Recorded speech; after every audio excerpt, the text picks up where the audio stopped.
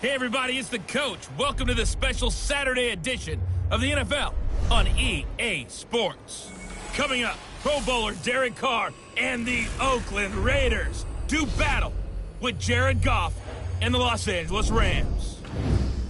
I'll talk to you again at halftime, but for the call up to our EA Sports broadcast and Charles Davis. Coach, thank you much. EA Sports coverage of the NFL brings us to the City of Angels, Los Angeles, California. A few short moments ago, running back Todd Gurley trying to fire up the Ram faithful here in Southern California as his guys get set to do battle with Derek Carr and the Oakland Raiders. Welcome in, everyone, alongside Charles Davis. I'm Brandon Gaudin. So you've got 1 week of preseason games in the books. Now you start to really assess some of the vets and, of course, some of the young players. You're exactly right, because now there's a week's worth of film out there for everyone to watch. And for guys who may or may not make these particular teams, that film will be out there around the league, so maybe they can catch on somewhere else if they have to. But this will be a lot of fun to see how much time the veterans play versus how much time the young guys get.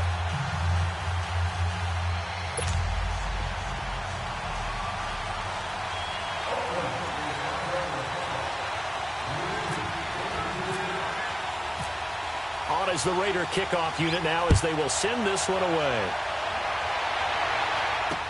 This will be taken to the back of the end zone. And no thought to bring this one out. He'll just go down to a knee, and they'll take over at the 25. So out come the Rams now for their first possession. They'll be quarterbacked by Jared Goff, the third-year man out of Cal and the Novato, California native. It always comes down to the talent of a player first, but never underestimate what good coaching can do for you as well. How about Jared Goff, 0-7 as a rookie, to 11-4 in an NFC West title in his second season? The arrival of Sean McVay and his staff, they really jumped up his game. 28 touchdowns, just 7 interceptions in 2017. Here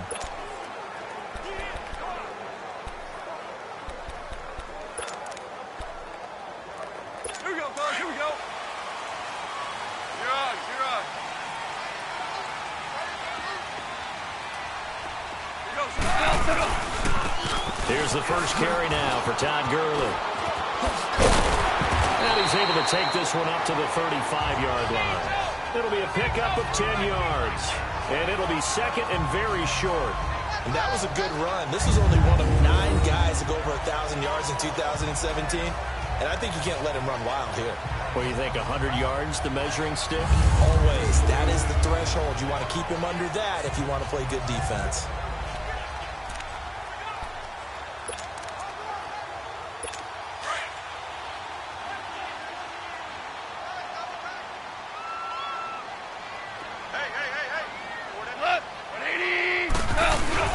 Now it's Goff off the bootleg.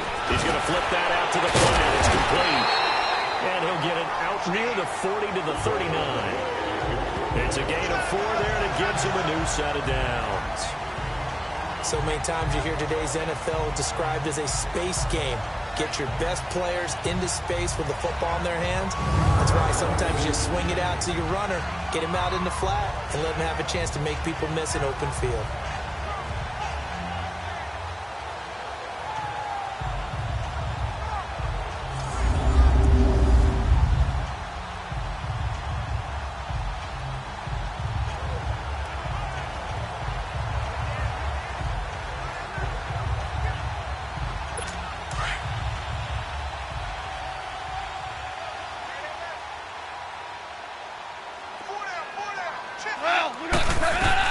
Now a first down throw. Gone. Oh, he's got that wide open, complete. And he's taken down, but not before he gets this into enemy territory across the 40. That one goes for 24 yards.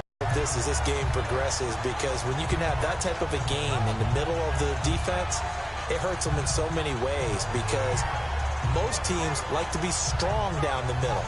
And if you can sting them there, that opens things up for you on the outside as well. But that's where their big tight end, is so good, that middle third, the seam routes, the end routes. Yeah, you're right. Probably see more of that. Yeah, it takes a lot of courage and fortitude to go in the middle as well, and he's got it. So here's a 1st and 10 now in Raider territory at the 37-yard line. On first down, it's Gurley. And he'll be brought down just outside of the 30. A solid run on first down. Gain of 7 leaves him with a 2nd and 3. That run right there was an offensive line coach's dream, wasn't it? Guys picked up all of their assignments, created a nice gap for the running back to get through, pick up 7 yards. Yeah, he's probably chortling on the headset right now saying, we got it going, boys. Let's keep it going. Hey, 4 down. Again they run with Gurley. Call that a loss of 5 yards on the play. And just like that, it's 3rd down. Nice play right there to stop him behind the line, but I want to see how this defense continues to play him here in the first half. Yeah, we know. You know better than I. He has the ability to take over a game, so what do? Yeah, I think you have to make sure that you bottle him in at varying levels, because if you crowd everyone to the line of scrimmage, if he breaks through, there's nothing but room to run. Throwing on 3rd. Gone. This is caught. It's close. And brought down, but not before they're inside the 25. Now, after the completion, we're going to get a timeout, an injured player. Definitely the last thing you want to see here in a preseason game. We'll be right back.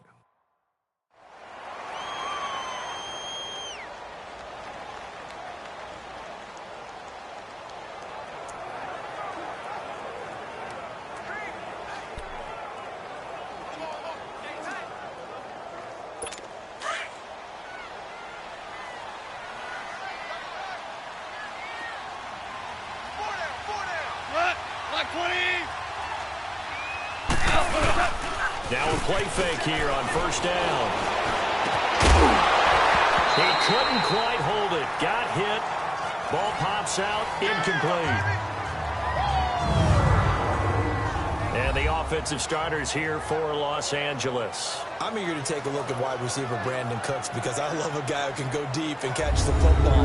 And what he did in 2017 with the Patriots and Tom Brady, 16 catches, over 20 yards each, averaged nearly 17 yards per catch for the season. So after the incompletion on first, now 2nd and 10.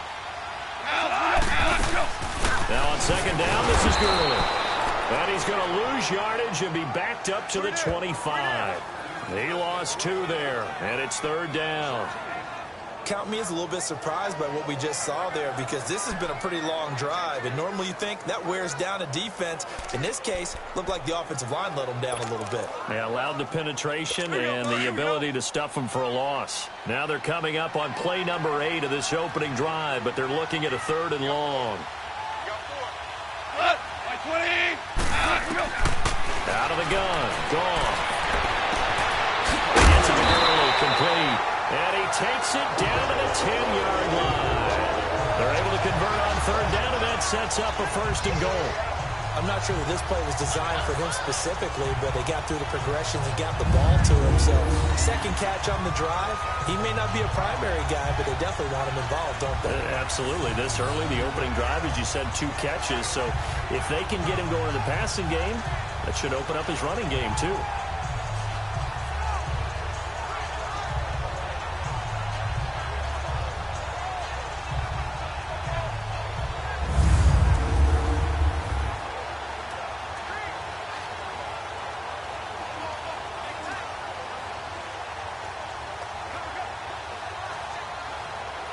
This will be the first red zone opportunity now for the Rams. They've got a 1st and goal from the 10-yard line.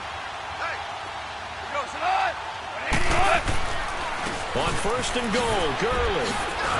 And this play goes nowhere, losing yardage back to the 15. So a loss of 5, and it'll be 2nd down. So the myth has been shattered. Every cornerback in the league is not just a cover corner. Some of them will stick their nose in there and make plays exactly as we just saw there. A big loss suffered by the offense after that nice tackle. He'll get it up the middle. Absolutely nobody fooled there. He's going nowhere fast as he stopped behind the line of scrimmage. And they'll lose a yard that time, and that's going to lead to a 3rd down. It's not a bad idea. Set up in the gun. Send a bunch of guys out wide and let the defense think you're going to try and put one in the end zone. But here, the draw play just gets bottled up from the start, and he'll wind up losing yardage.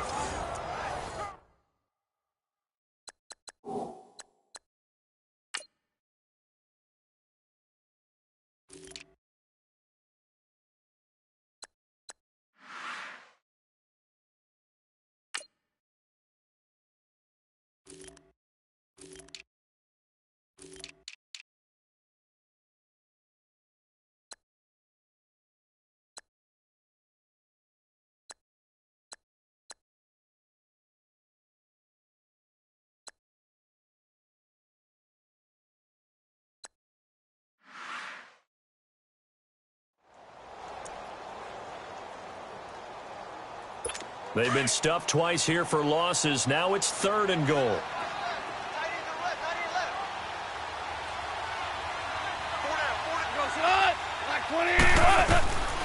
From the gun, here's Goff. This will be about the 6. And he'll be brought down right on the edge of the goal line at about the 1-yard line.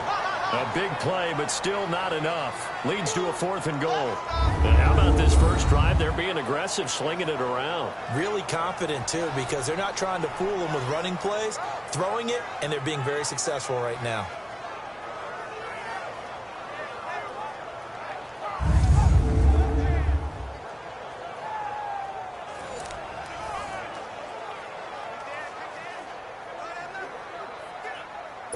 So on 4th down, here comes Greg Zuerlein to try and get 3 for the Rams. From the left hash, he'll have to cut this at a tight angle. And Zuerlein's kick is good. And the Rams have the first points here. It's 3-0. So they get 3, certainly hoping for 6 after a 13-play drive. So you console yourself on defense by saying you did your job, right? If they go 13 plays, you only give up a field goal. You did a nice job there. But here's the other part. 13 plays, you don't force any mistakes, you don't take the ball away. Maybe that's the way they should look at it. The Rams kickoff team on the field, and here we go with the ball in the air. This is fielded a couple yards deep. And all that work, but he stopped where he ultimately would have been, and he's simply taken a knee, and that's the 25-yard line. So here comes the Raider offense now onto the field. The man calling the shots in the huddle will be Derek Carr in his 5th year now out of Fresno State.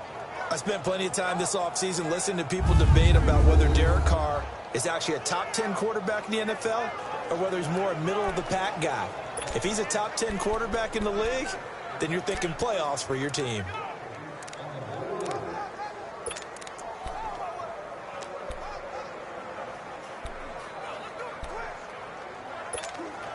Carr and the Raiders come up 1st and 10 at their 25-yard line.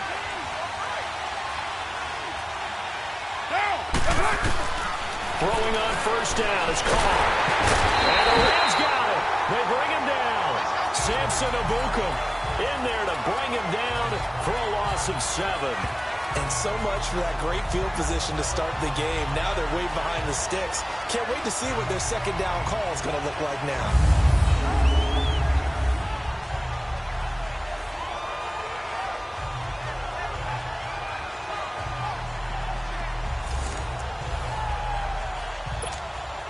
Now following the sack, they'll look to make amends on a 2nd down and 17.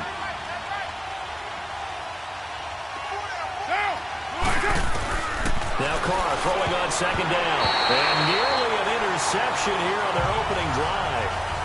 But instead, 3rd down. Yeah, the offensive starters here for the Raiders. The NFL's comeback player of the year in 2016 is Jordy Nelson. He couldn't duplicate the magic last year with his quarterback Aaron Rodgers on the shelf for a big portion of it due to injuries, but he's still well respected around the league. If you want to run press coverage against him, be prepared for him to run by you. An incomplete pass on that last play, and that means they'll need to come up with something here on 3rd down.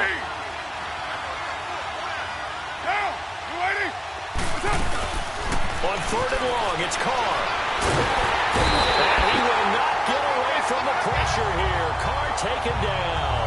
Aaron Donald in there to drop him for a 6-yard loss, and that'll lead to a 4th down. Well, they went with the nickel. They throw in an extra defensive back. Coverage was very good. Yeah, it was exactly as you would expect. A passing down. You bring in the nickel package. Just as you described, the coverage was excellent and allowed one of their linemen to end up getting to the quarterback. So on 4th down, here's Johnny Townsend to punt it.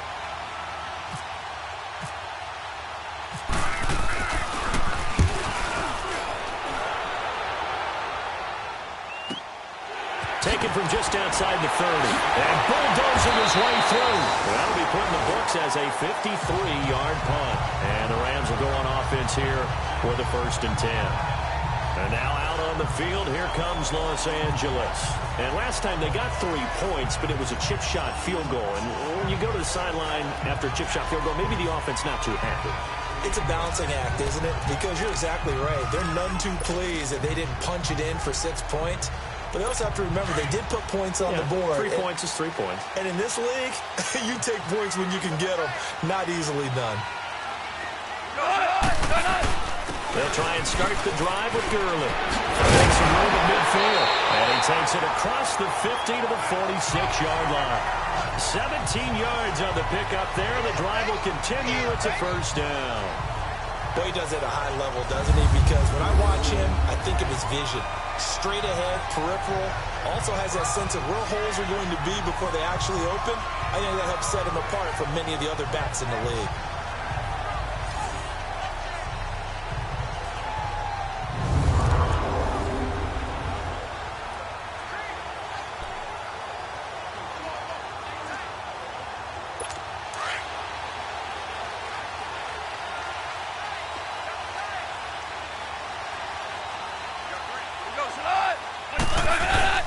They go play action here on first down. A hit as he throws there, incomplete.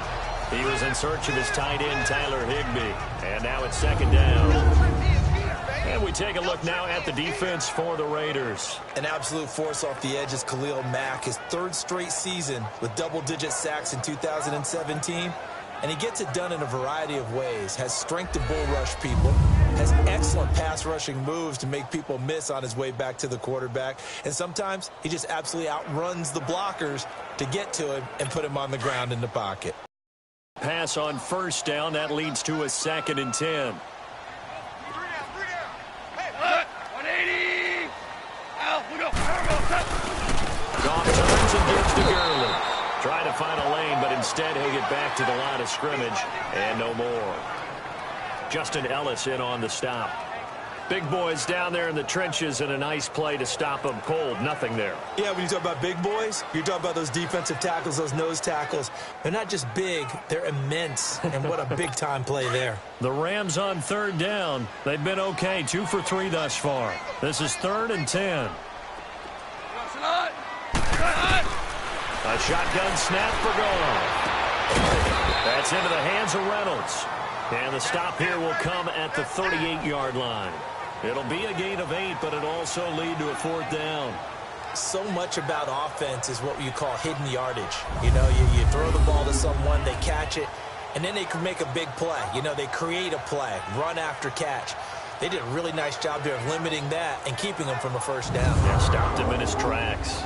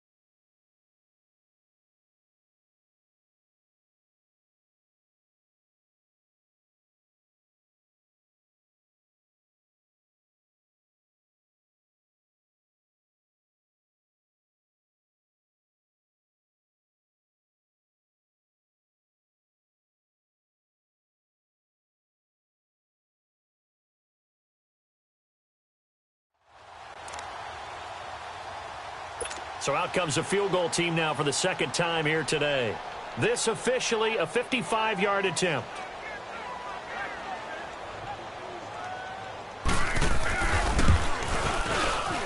And he has got it from 55 yards away. That was never in doubt.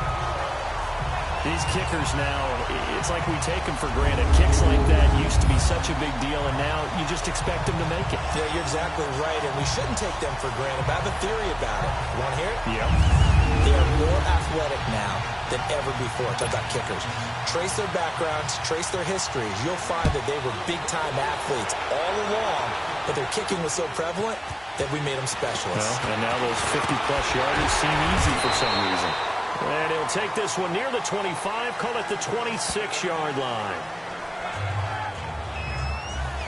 The Raiders offense now making their way back out onto the field. And on the last go-around, they really couldn't get anything going.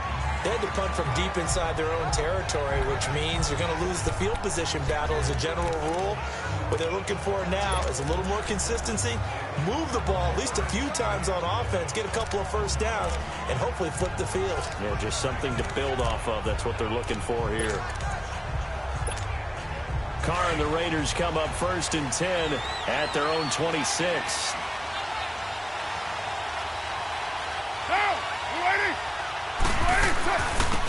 The first carry for DeAndre Washington. And he's going to get about 7 yards on that one, up to around the 33. If these kinds of lanes are available, you have to feel like he's going to have a pretty big game on the ground. Yeah, you can tell early on he's got a little burst in his step, and that's a big pickup right there on first down.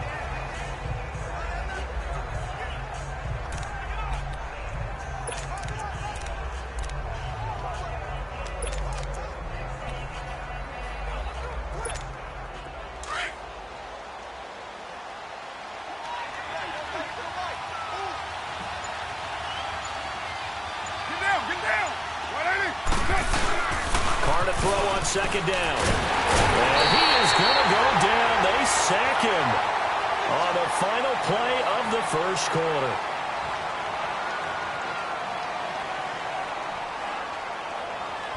So they'll get a little extra time to come up with his third down play as we've hit the end of quarter one. 6-0 is our score. We're back to Southern California right after this.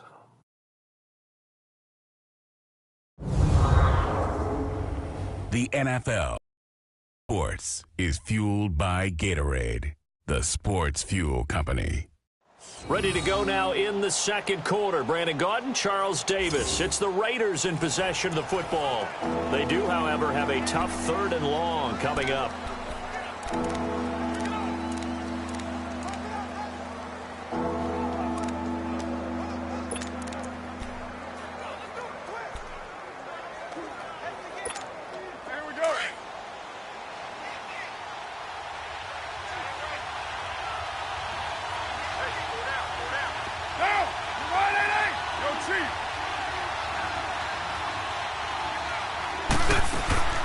Throwing his Carr on 3rd down. Letting one fly deep for Cooper. Oh, this is taken in. It's complete. And he's taken down, but not before he gets this into enemy territory across the 40. A gain of 39 that time. So Amari Cooper out of Northwestern High School in Miami making a nice play there. And it's so funny that when I was going through the draft process when he came out of Alabama and was inquiring about him and his skills, they say it all began back in Miami. He really became a pro receiver at a young age because of his attention to detail and precision. But don't forget his athletic ability. That's what made that catch there. And he did spend 1 year with Teddy Bridgewater as his quarterback there, so that helped back in high school. So from Rams territory now, it's 1st and 10 at the 36. On first down, Carr escaping the pressure right. Eventually taken down here. Great coverage downfield. Samson Abukum in there to get him his 2nd sack now of the afternoon. The amount of sacks that they've absorbed in this game is absolutely extraordinary. Let's just face it. This offensive line, flat out, cannot handle this pass rush. It's been demonstrated time and time again.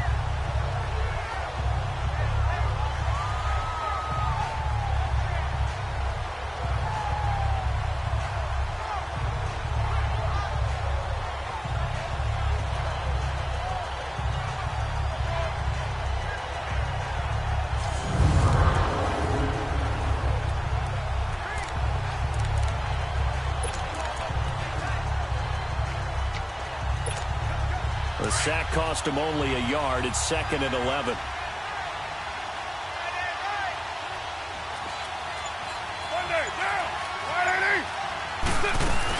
On 2nd down, Washington. And he'll get 3 down to the 34-yard line. Well, that call makes sense because they've been throwing it well on this drive, and once again, they show passing formation, showing the shotgun. Then they ran out of it. That's a nice play by them defensively, though, to hold it to a short gain. And on third down, a nickel formation here defensively.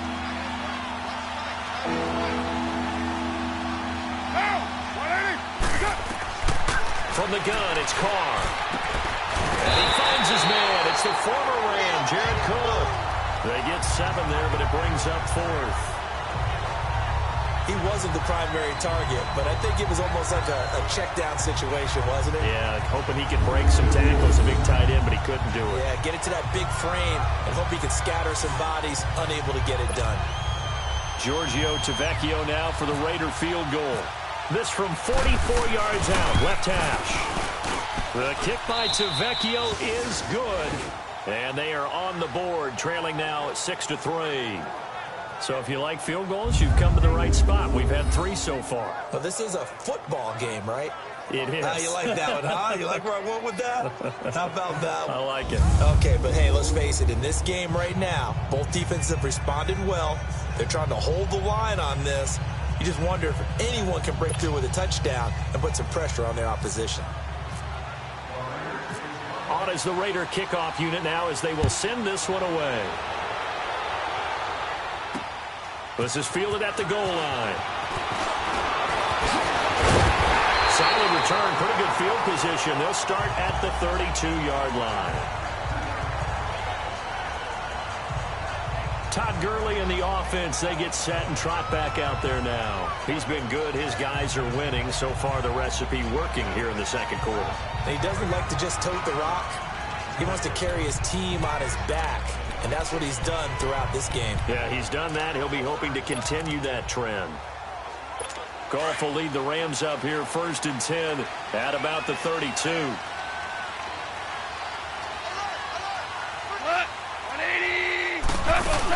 They'll start out on the ground with Gurley. And he'll be tackled just past the 35 at the 36. 5 yards is the tally on first down. That brings up 2nd and 5. One thing to keep in mind, partner, especially in the second half, when you've got a running back of this size, of these dimensions, I can just tell you, attrition does set in for a defense because you're excited about hitting him in the first half. Maybe not so much in the second half, and some of these shorter gains turn into bigger runs later. Now it's Gurley looking for an opening. Not much there. He'll get it to the 39. Still a couple yards short of the first as the 3-yard gain brings up a 3rd down. I do know from experience that when you slow down someone's running game, you're now doing the dictating on defense. And guess what? Now you're getting ready to tee off on their quarterback because they have to throw it all the time. But you still have to be alert for the draws and other plays of that nature to make sure you don't get hurt. They'll try and pick up the first with Gurley. And he'll lose yardage on the play back at the 37-yard line. Losing 2 yards that time, and now it's 4th down. They just keep trying, but so far, finding no room for him to run. None whatsoever. In fact, you run the numbers. He's under 3 yards a carry at the moment.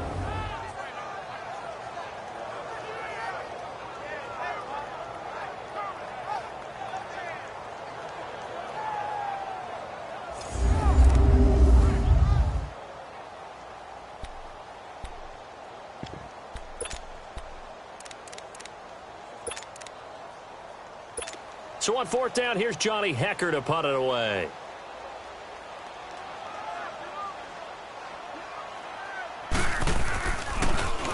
And he gets this away, and look at this. This is a good one.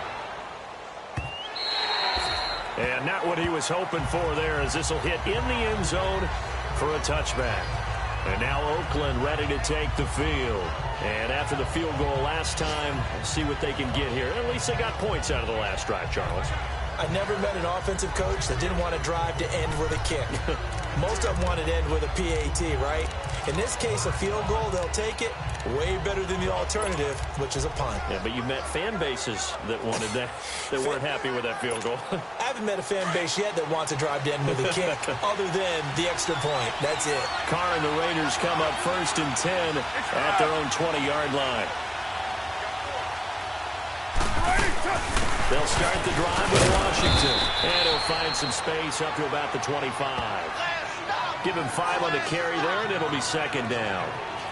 Partner, I think from our experience together, we have learned that most offensive coordinators are going to tell you, if I'm going to run the football on first down, I've got to get at least 4 yards. They got 5 here. They've got to feel pretty good about that one. Under 4 to go now as the clock runs, and they come up on second down.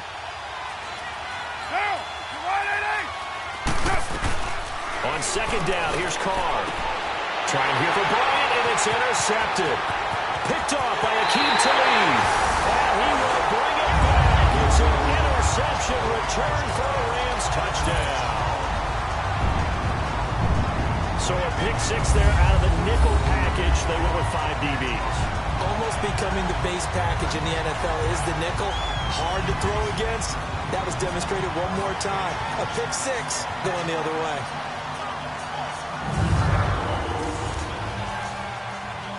Now Greg Zuerlein on for the extra point.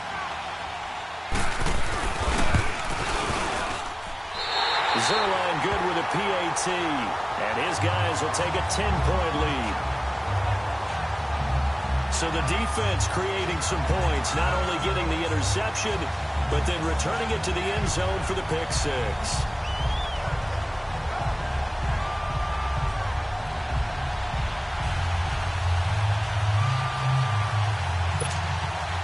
So they'll get another shot on offense following that pick 6. And now the kick is away.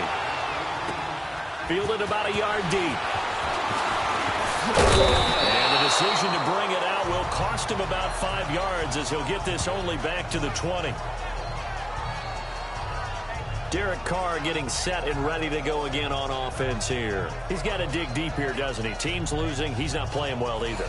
And they always tell you, don't press. You'll make things a little bit worse.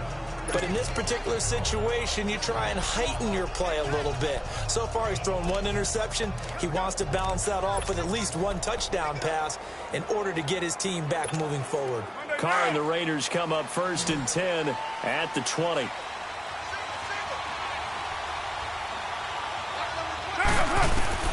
Now Carr to try again after the pick 6. And he was hit as he threw it there, and it forces it incomplete.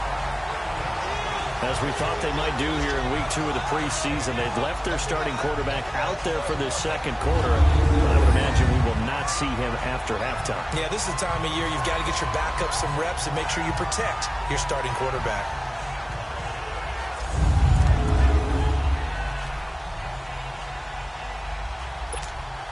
Now Carr, after the incomplete pass, brings him up 2nd and 10.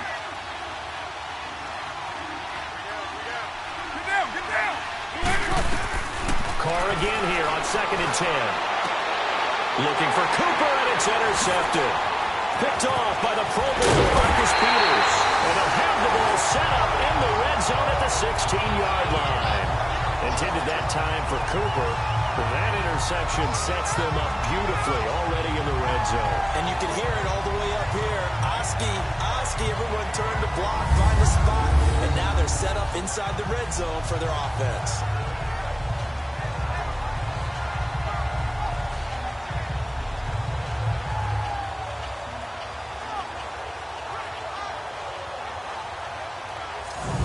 Offense now making their way out to take over. They're out in front. Last time they had to punt it away. We'll see if they can add to their lead now. They don't want to go out and punt it away again. This team now wants to get a cushion, put people away. They want to run their offense and have it end up in the end zone.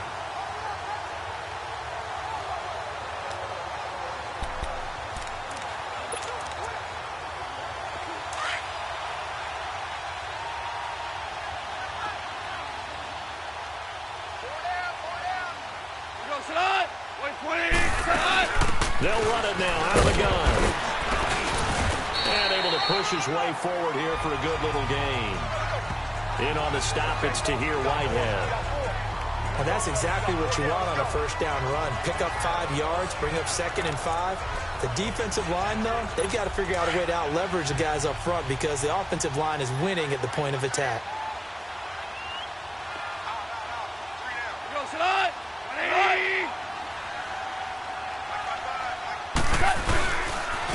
Another carry now for Gurley.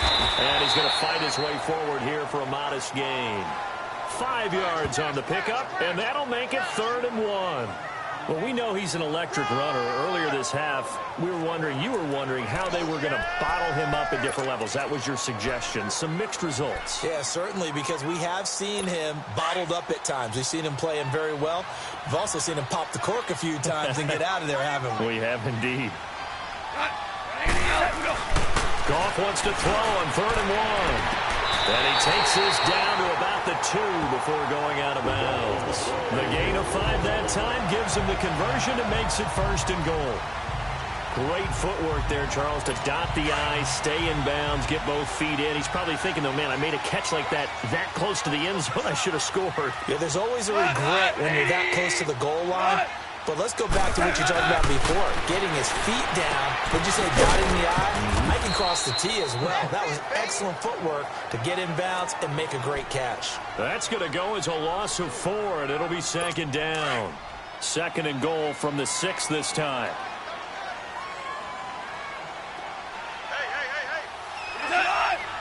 Hey. 2 minutes to go here in the first half. We're back to the City of Angels after this timeout.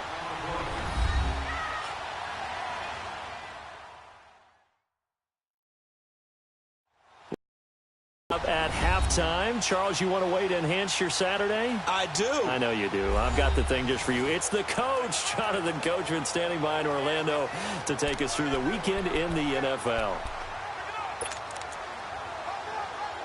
They come up here with another shot from the 6-yard line, and it's 2nd and goal now.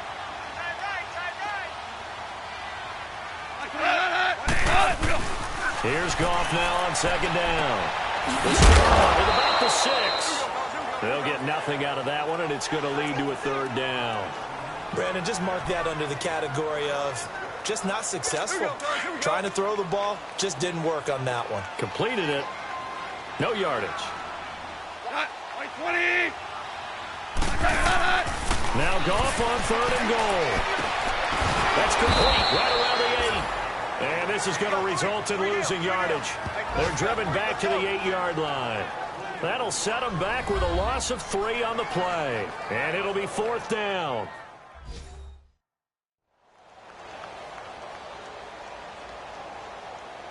All right, so the timeout over and all 11 men back out onto the field for the defense. So now here comes the field goal team for the 3rd time today. From the right hash, and this one just a chippy.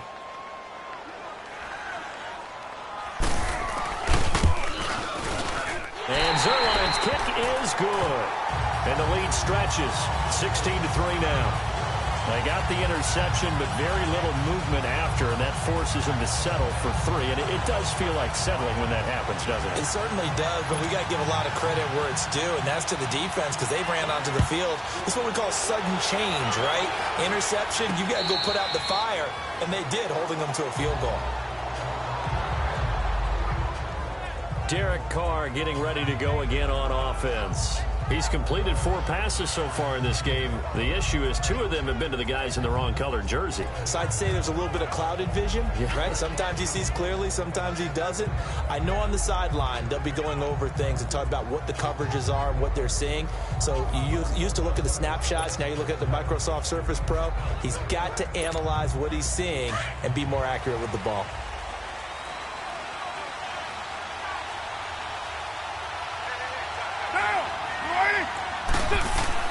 Trying to shake off the interception. He'll look to throw.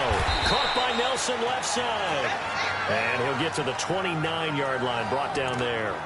That throw good for 4. It's 2nd down. When you see zone defense and you know you've got a drag route on as your primary call, you've got to be really careful as a passer about how far you let your guy go because he might wander into some tough coverage. To throw, it's caught. And this one is incomplete. Amari Cooper, the intended target, and it's 3rd down. So now here in the 2nd week of the preseason, you'd expect the starters play a little bit more than they did in week 1, but not a whole lot. So if you're an offensive coordinator, what are you looking for? What you're looking for is things getting cleaned up as you go along because most of your playbook's probably installed. How well are they handling it? Easy in and out of the huddle, no mental mistakes, or are they starting to look like a good offensive football team? So after the second down incompletion, they'll come up now against a 3rd and 6.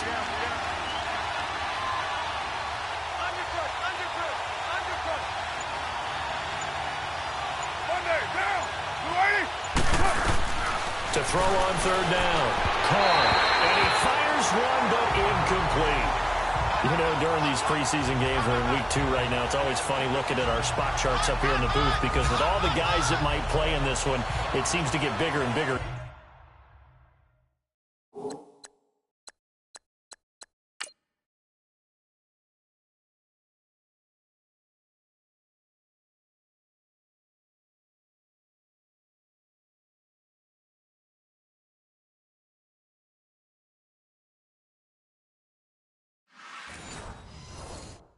Year. Yeah, we pretty much supersize them, don't we? Because, you know, remember, they're carrying 90 now. And with the new rules, they'll carry 90 all the way through the preseason before they make the final cut.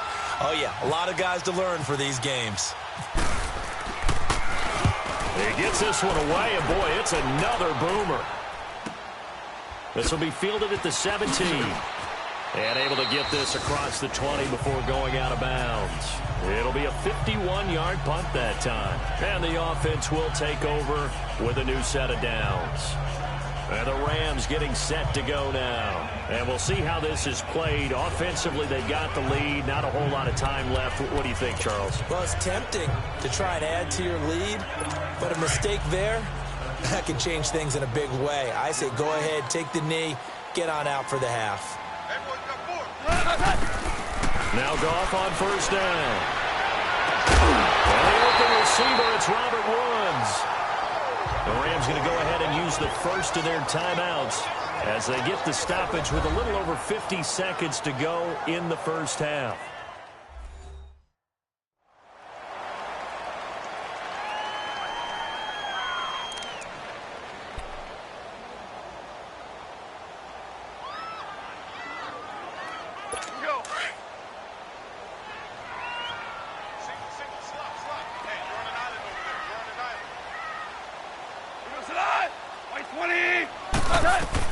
On 1st and 10, Goff flushed out right and avoids the contact by sliding. Now the Rams will signal for a timeout, their second, as the clock stops here with 46 seconds remaining in the first half.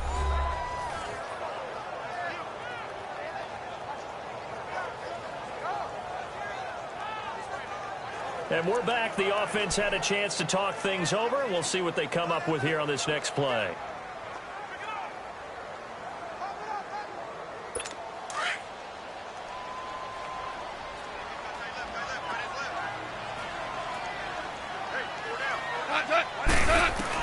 On 2nd down, here's Goff. And he will find his big tight end over the middle. And he takes this one down all the way near the 30.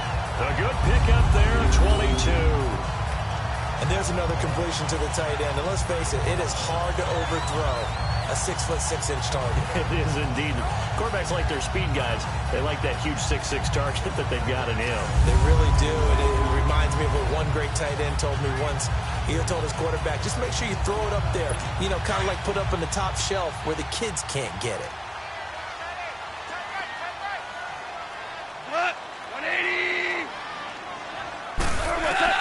Now a 1st down throw. Goff. And his guys have got it back at the closing stages of the first half. Well, that's a drive killer right there. Not a really confident throw either. This one was kind of up for grabs, and it's going to come down the hands of the wrong team.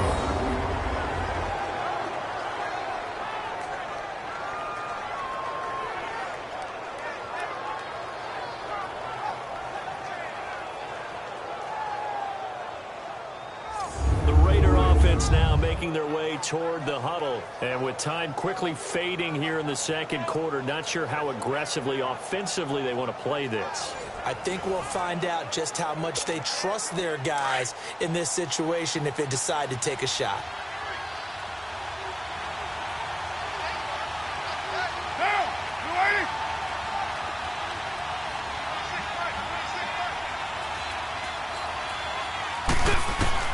Now after the INT, it's Carr. And he will not get away from the pressure here. Carr taken down. Now before this second down play, we'll get whistles and a timeout as they stop it with 11 seconds remaining in this first half.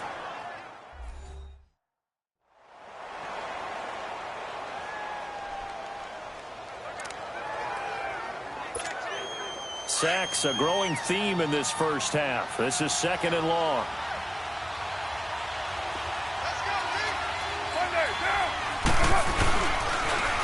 On second down, Lynch. And not a whole lot doing there as he'll get it up to about the 28-yard line. And this offense going to elect to burn a timeout with 5 seconds remaining in quarter number 2.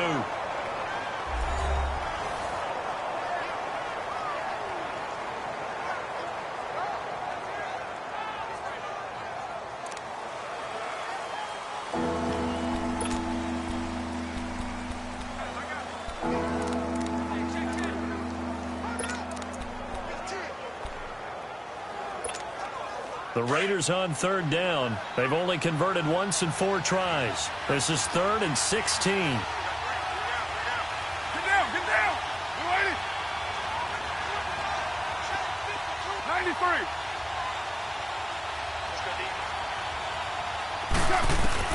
The final shot here before half for Carr. Letting one go deep. He's got him in. Complete. And he's taken down, but not before he gets this into enemy territory across the 40. So we come upon halftime here in Southern California with the Rams on top. As we'll send you eastward to Orlando. Standing by with that EA Sports halftime report now is Jonathan Coachman. Take it away, Coach. In our game, still a lot to keep an eye on. Guys battling, trying to make a ball club. We'll send it back to 2 guys already on our team. That's Brandon Godden and Charles Davis. All right, Coach, thank you, and we welcome everyone back for quarter number 3. Expect to see a good number of backups going forward as we are back and underway here in preseason week 2. Here comes Ryan Switzer to return it. Oh, look at that. Return. And he'll be brought down at the 23, make it the 24-yard line. Out comes the Raiders offense. They'll go on offense first to start quarter number.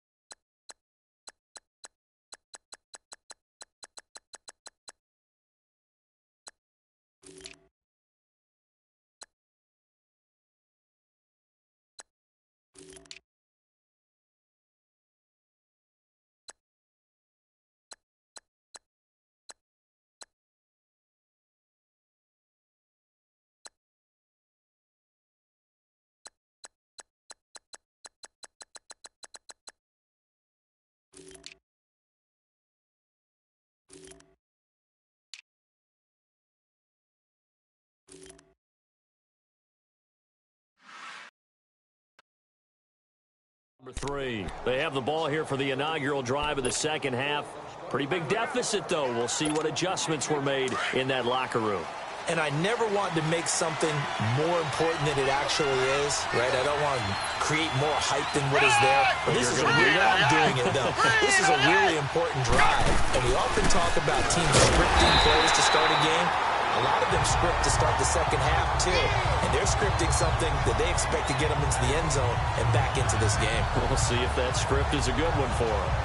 While there was no gain on that run, we do know coaches whose identity is rooted in taking it almost to the limit and then changing things up on you down the stretch. I think we're getting really close to that point in time, though, where the identity may have to go out the window, and they've got to go a little bit faster in order to try and win the game.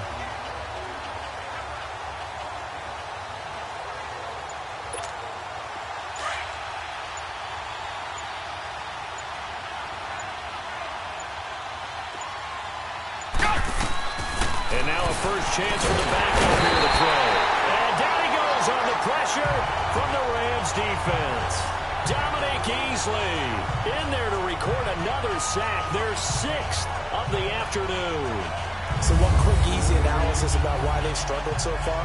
They keep putting themselves in third and long situations. They just took another sack right there. Now the offensive film session tomorrow may be a little longer than it normally is. Not a lot of positive grades will be handed out thus far. The Raiders on third down, 2 for 5 to this point. This will be third and forever. And now the first throw for the backup quarterback. He's going to air one out. And got his man complete. 30. Past the 20. And all the way in. Touchdown, Oakland. A big play there. 87 yards. And the Raiders are back within a score. That's a score you felt they had to have here in the third quarter to get back in this game. And you know that there's an emphasis on their side. Hey, we know this. We know where we are. But sometimes that binds you up so much that you try too hard, you don't get the score. A perfect combination of urgency, yet relaxed enough to get it done.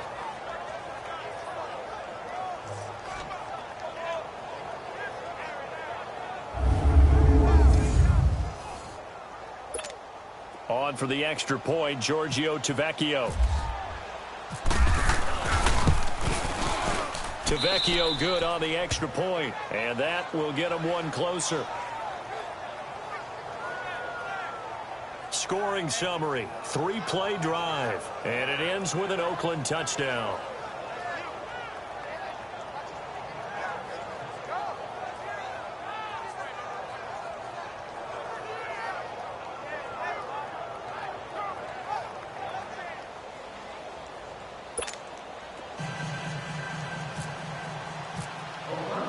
On as the Raider kickoff unit now as they will send this one away. That's fielded in the end zone. And he won't return this one. He'll go down to a knee, and they'll start at the 25. Out come the Rams. They'll have it first here to begin the third quarter. And there are parts of their last drive they'd like to emulate. And, of course, they'd like to forget the ending, the interception. But they did put together, Charles, a nice sustained drive to get him down the field. Yeah, and unfortunately for them, the only thing that matters is part 2, right? Because once they threw the interception and finished off the drive, that does them no good to go back and say, well, you know, we had a good one going. Finish things off. That's the only way you can get it done. All right, here we go. 3-19. Now Mannion with his first toss since coming in. He throws and he hits the slant route to Thomas. And he'll get it up near the 35, right at the 34 here. Give him 9 there on the first down completion. That was a nicely run slant route, and what the receiver's trying to do is make the defender think he's going upfield for a deeper route, and then breaks it off, usually after about 3 to 4 steps, and cuts towards the middle of the field. And now what he's trying to do is use his body to keep the defender away from the football and get the quarterback a really nice target.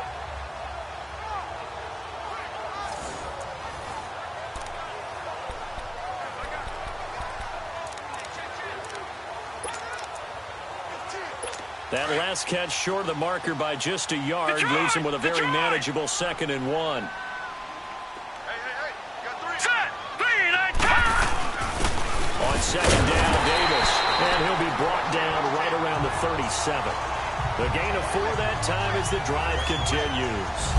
2nd and 1, if people want to run the football, this is where every back in the league is supposed to do exactly what we just saw there. Pick up the first down.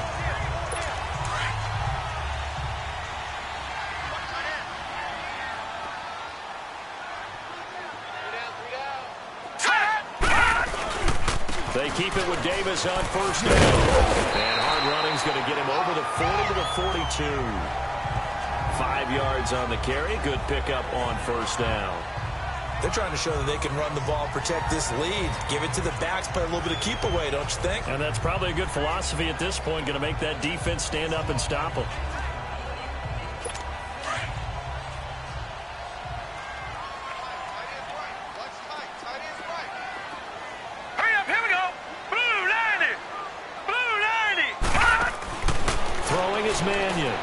Catch here, left side, Thomas. And he'll get it out to midfield. Looks like, yeah, they'll spot it right at midfield at the 50. And they just keep marching right along. First down on a pickup of 8 there. I like watching the wide receiver screen because it's a real teamwork play. Because guess what? The guy catching the ball, he'll get all the credit. But how about the people up to block in front of him, either fellow receivers or offensive linemen? That makes that play a really nice timing play, and sometimes it can break big.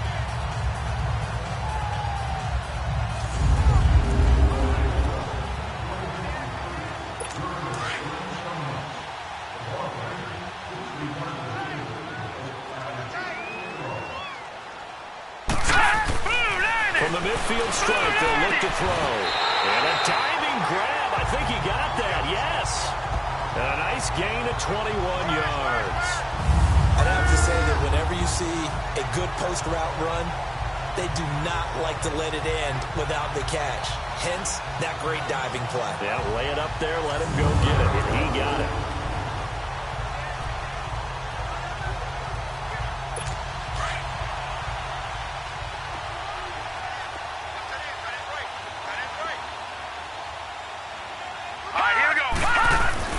Here's Mannion toward the center of the field, but it's incomplete. That time trying to find Gerald Everett, and that'll bring up second down.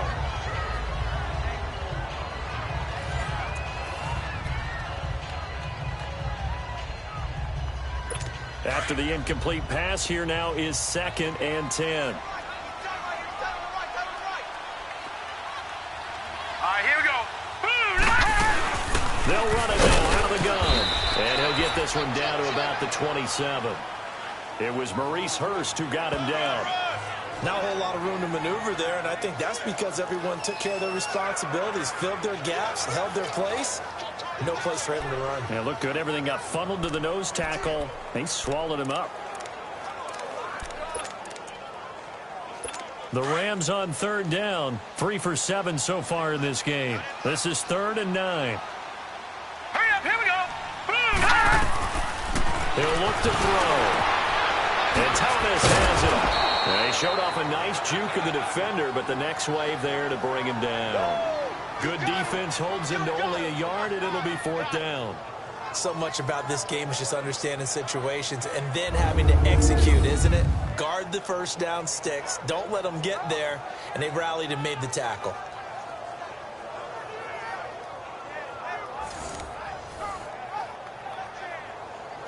So they'll turn to the kicker again. He's been a busy man thus far. On the right hash, it's a 43-yard attempt.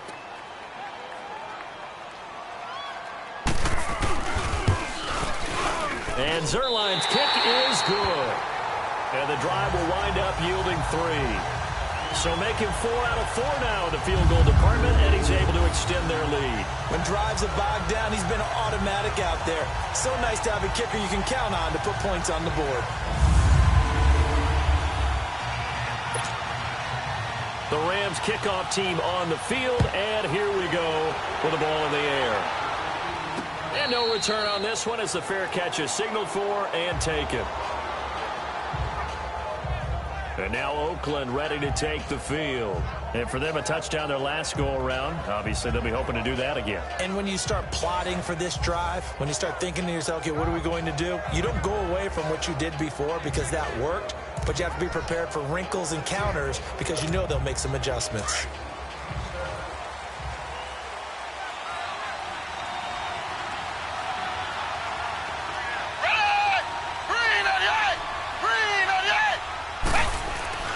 Here's Manuel. It's caught on the right side at Smith. And they'll bring him down at the 27-yard line.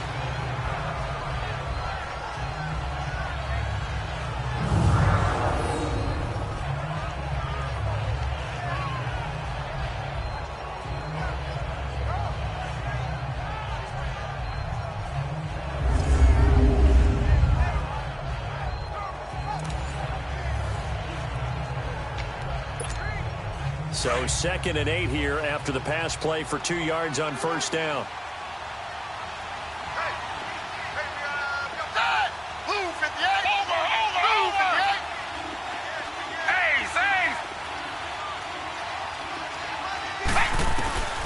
Now Manuel.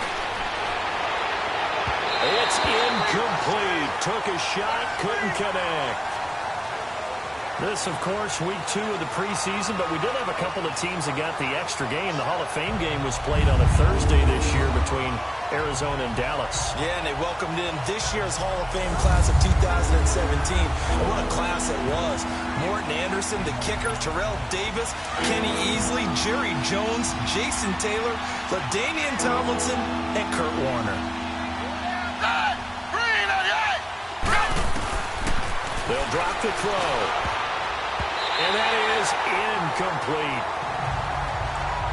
Anytime a ball's thrown in the middle of the field that's popped up in the air, I expect someone to catch. It doesn't matter whether it's offense or defense because there's usually a great amount of bodies in that part of the field. In this case, no one came up with it. And the punt team on now as this one's sent away. Fielded at the 20. A good return there, call it 13 yards. And possession will switch hands, 1st and 10. And now out on the field, here comes Los Angeles. And they're not going to play this conservative, I don't think. They had the field goal last time, and they're up, but they're looking to put a drive in the end zone. Oh, I agree with you totally. No one goes out on the field and says, all right, let's just settle for 3, except in certain situations, trying to ice a game, that sort of deal. Most of the time, it's end zone, and that's what you're thinking, and I believe that's exactly what they're thinking as they begin this one. Yeah, no quarterback ever goes out there saying, let's get 3, right? Not one that I've ever met. They begin with a run by Davis. And he went backwards. He'll be down at the 30. A loss of a full 3 yards, and now it's 2nd down. It's real easy to say this running game needs to be better, but the reality is they've been given little time to actually find a place to run the football. It's almost like the defense is there on the handoff.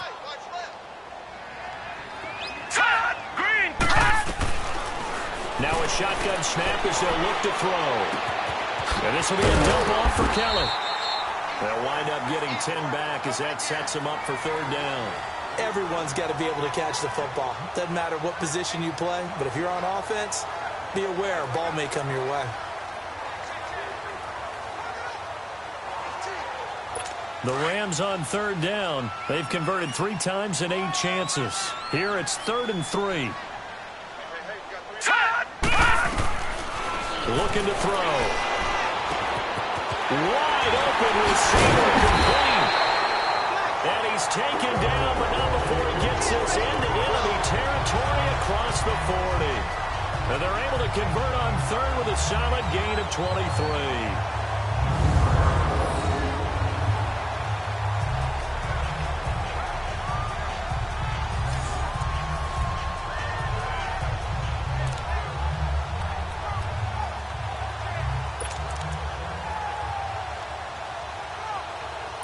Mannion now perfect since the 2nd half started. 7 of 7.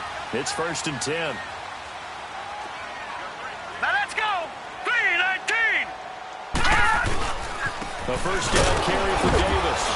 And the play goes nowhere. Losing yardage back near the 40 at the 39. A loss of a full 3 yards, and now it's 2nd down.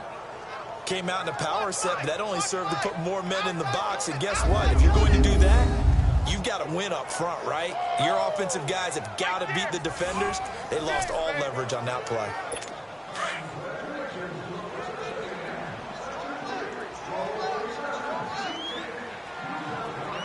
Here we go now. 3-19. 3-19. They'll run it again here with Davis. And he'll get 4 here down to the 35-yard line.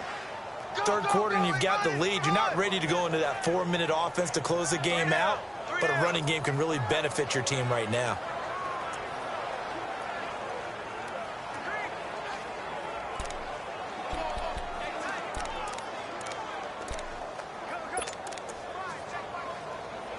The Rams on third down, not quite 50%, 4 for 9. This is 3rd and 9.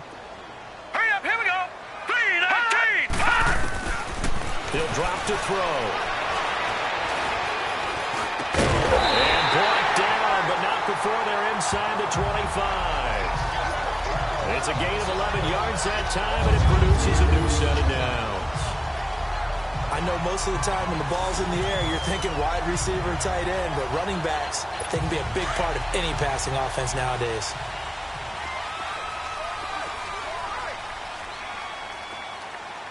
All right, here we go. Green, 39. On first down, he'll drop to throw. Working the middle here, that's complete to Everett, the tight end. And down inside the 15 he goes. Back-to-back 11-yard gains, and they've got another first down. I know exactly what's going to be said about that play from the defensive perspective. What's that? That's why I tell all you guys we need more than one tackler to the ball. He broke the first tackle. Luckily enough, there were more people there to get him down. Here we go. From the red zone now, they'll look to throw. And he just throws this one away. Smart decision here this close to the end zone, and it brings up second down. I hope I don't sound too rah-rah on that one, but that's the exact right throw. Either your receiver gets it or no one gets it. Give him a lot of credit for being really precise with it. Got rid of it. No one got it. So now 2nd and 10 after the incompletion on first down. All right, here we go. They'll run it now out of the gun. Looking for a seam, but finding none. He'll get back to the line of scrimmage, and that's it. Calling no gain on the run there, and now they'll be looking at a 3rd down. And when you're running the football, one thing you don't want to see is a big boy coming up there and swallow you whole in those D tackles and nose tackles. No, you're actually counting on your big boys to protect you from them. But on that play, the defensive tackle had the leverage, and he won the battle. No gain, correct? No gain. They'll look to throw here. And this is going to be incomplete. But that was certainly an aggressive call and an aggressive play. Instead of just going for the first down, took the shot in the end zone and went for the touchdown. And on 3rd down, they said, forget about the sticks. We want 6. Now it's Zerline to try the Ram field goal.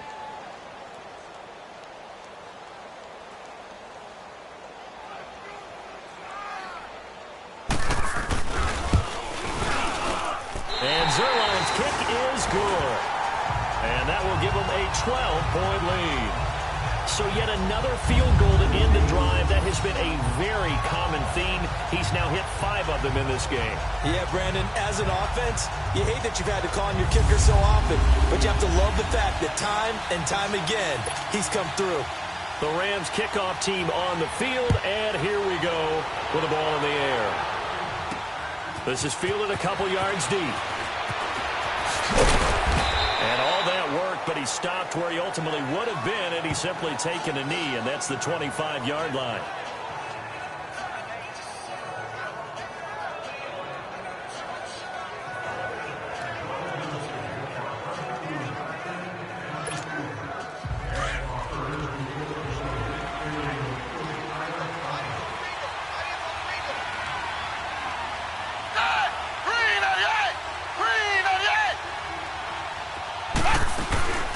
They'll run it now out of the gun. And he'll be brought down on what's going to turn out to be the final play of this 3rd quarter. 3 quarters in the books. We'll return with more preseason football on EA Sports.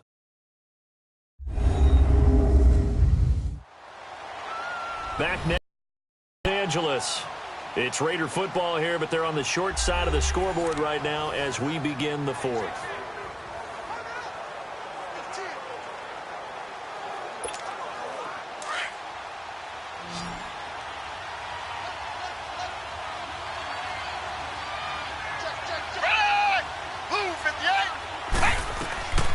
From the shotgun, he'll look to throw.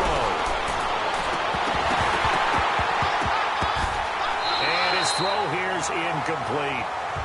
And with a dime look on defense, 2 extra defensive backs on the field and covered up essentially every blade of grass. That allowed them to disrupt the play. The Raiders on third down. 3 for 7 so far in this game. This will be 3rd and 6.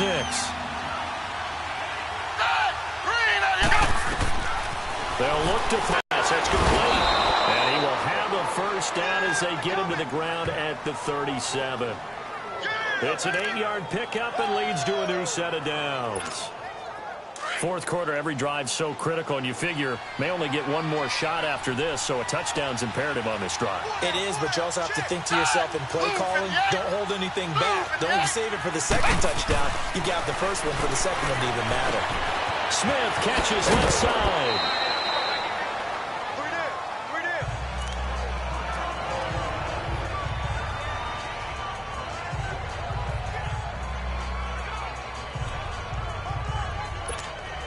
Able to get 7 on that first down pass play. 2nd and 3. Over.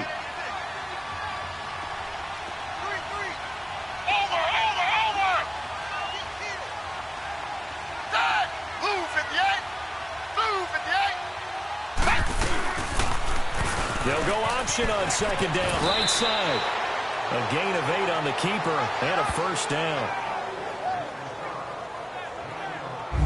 And this is one of those plays that if you can use it to keep the chains moving, it's a good play. And not only that, it tends to tamp down the pass rushers because they have to recognize this play and stay at home. The quarterback uses it well. Read option, keeps it, and picks up a first down with some nice running.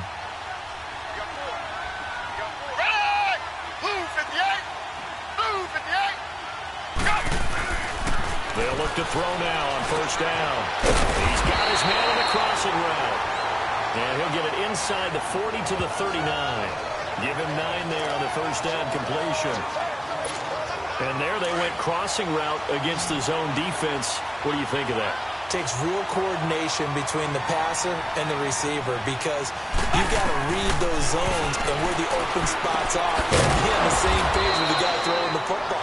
Because sometimes you're throwing it in front of the zone. Sometimes you're throwing it between the zones. Sometimes the receiver's going to just kind of find a spot and what we call sit down and present himself to the quarterback and throw it there. It's a tough read, but when they're in sync, it's really effective.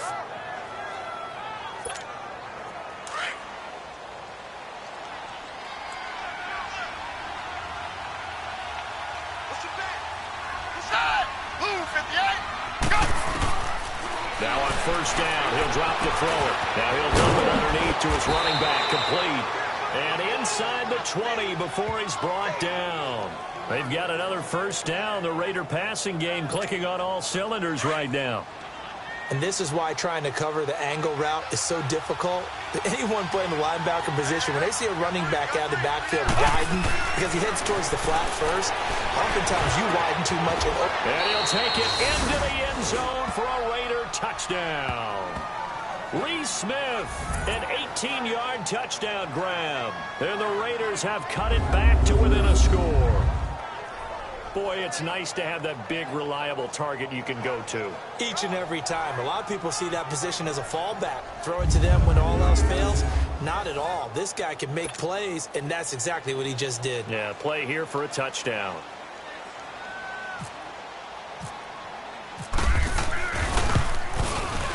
Extra point up and good by Tavecchio. And now things get a bit more interesting here in this fourth quarter.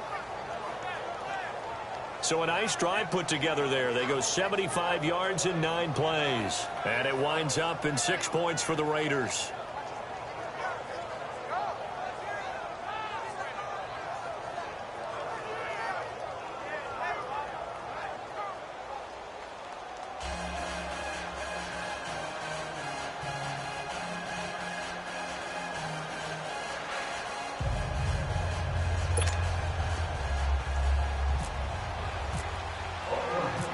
Is the Raider kickoff unit now as they will send this one away. That's fielded in the end zone. And no run back here. This will be a touchback, and it comes out to the 25-yard line. Now the Rams offense, they worked their way back on the field. And they had 3 points last time, but they didn't want 3 points because they were well within range of scoring a touchdown. We'll see if they can do better now. I'm with you on that one.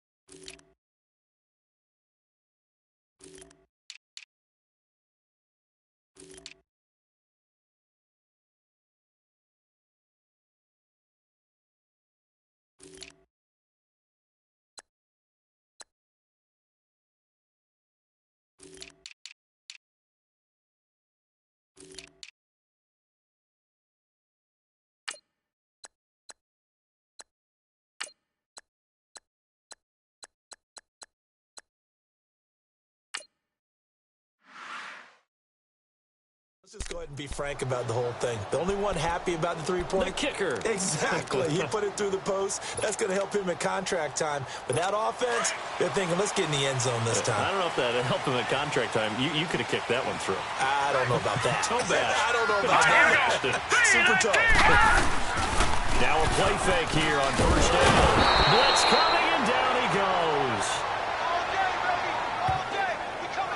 Brandon, if I'm an offensive coordinator and I see an all-out rush like that, I file it away because I'm going to use their aggressiveness against them as this game goes on. I'm going to hit them with a screen soon.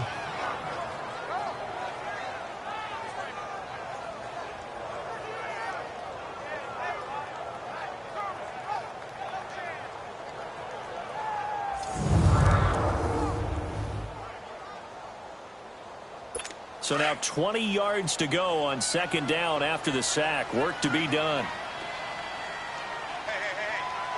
Hurry up, here we go. Green, 39. Out of the gun, they'll look to throw. Throw left side, complete. That's Reynolds. And he'll be about a full yard shy of the 20 at the 19-yard line. 4 yards on the completion, and it sets up a third down.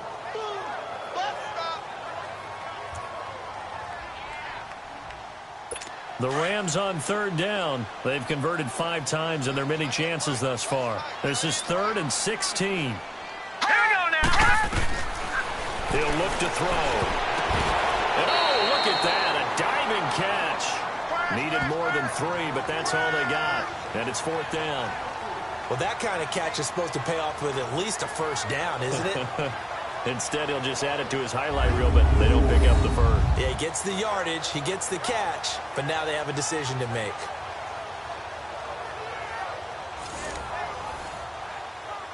Here's Johnny Hecker now.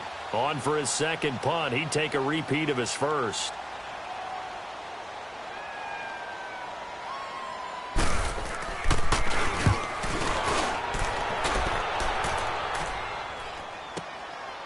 He'll look to set up his blockers. Nice job bringing that one back. 14 on the return. And the Raiders will take over now, 1st and 10. And now Oakland ready to take the field. And things are starting to move in the right direction. They get the touchdown last drive, then their defense gets them the football back. Yeah, now they have a chance to get the lead if they can put something together here. I'm eager to see how they decide to do it. Do they want to be methodical, or do they want to take the big strike and go after it right now?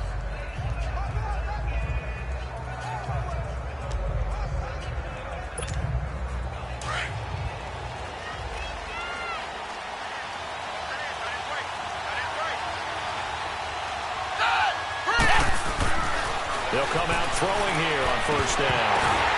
And his pass incomplete. It looked like they had something there, but I think that he was thinking about running with the football before he actually hauled it in, and that led to a big drop.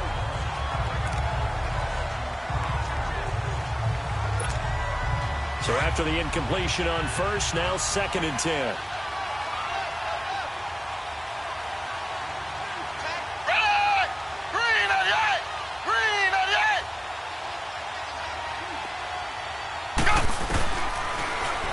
To throw here on 2nd and 10. And his throw is going to be incomplete. The tight end, Lee Smith, the intended receiver. And now it's 3rd down.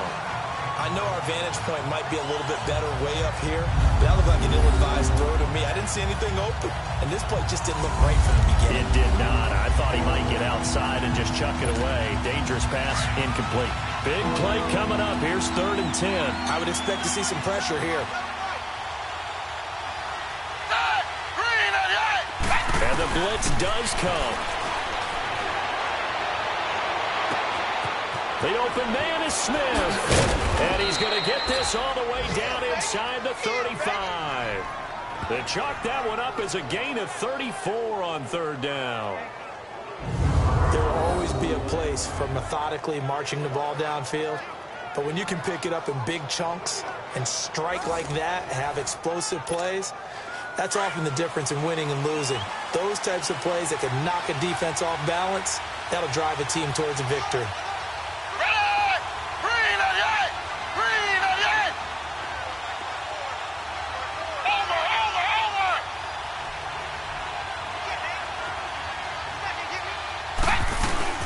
They'll run it now out of the gun.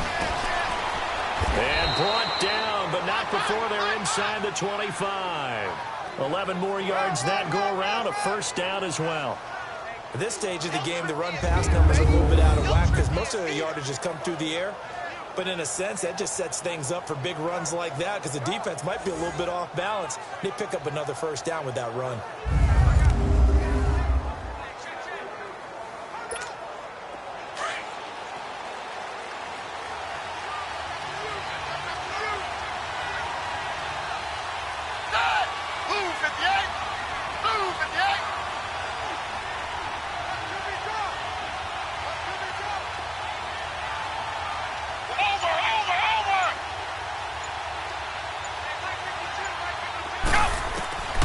They'll look to throw here on 1st down.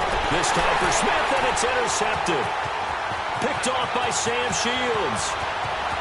Accelerating, and off he goes.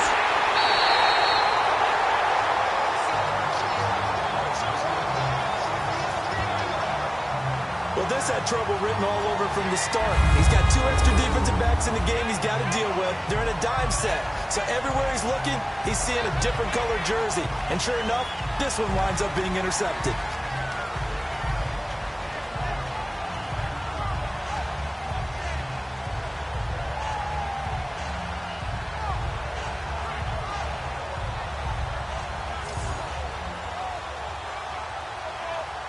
So now here are the Rams as their offense comes back out. And a tight game after punting last time. See if they can get something going on this drive. As they head to the field now, with the game this close, you've got to feel there's a sense of urgency for them going on offense right now. But they have to do it without letting panic creep in and affect their play.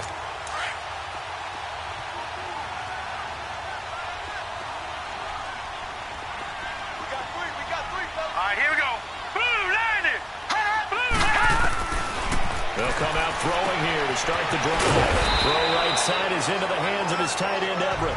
And he'll get it here to the 10-yard line. A gain of 6 there on 1st. Nice rhythm throw there on 1st down. He located his tight end, made it a nice, easy pitch and catch. Hoping he can break a tackle or two. Wasn't able to do that there, but still good yardage.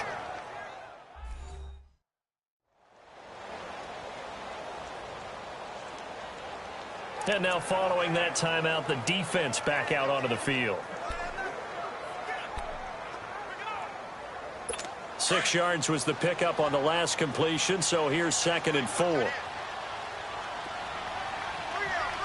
go. Green, 39. Throwing is Mannion. This will be caught just inside the 10. 9 yards on the play there, and it sets him up 1st and goal. Many different ways to create space, but on that play, he did it with that big, wide body of his. Didn't get a whole lot of yardage on the play, but it did what it was supposed to. Pick up a 1st down. So 1st and goal, 6 points here would go a long way toward wrapping this one up. Here we go. Green, 30. They'll set up a throw. And this is caught. And that could seal it. It's a touchdown.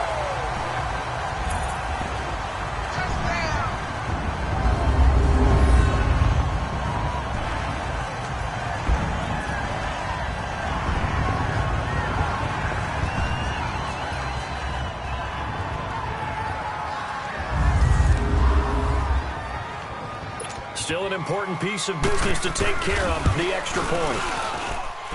Zerline connects on the extra point, and it gives his guys a 12-point advantage. So they only needed 3 plays on that drive. And the result for the Rams, a touchdown.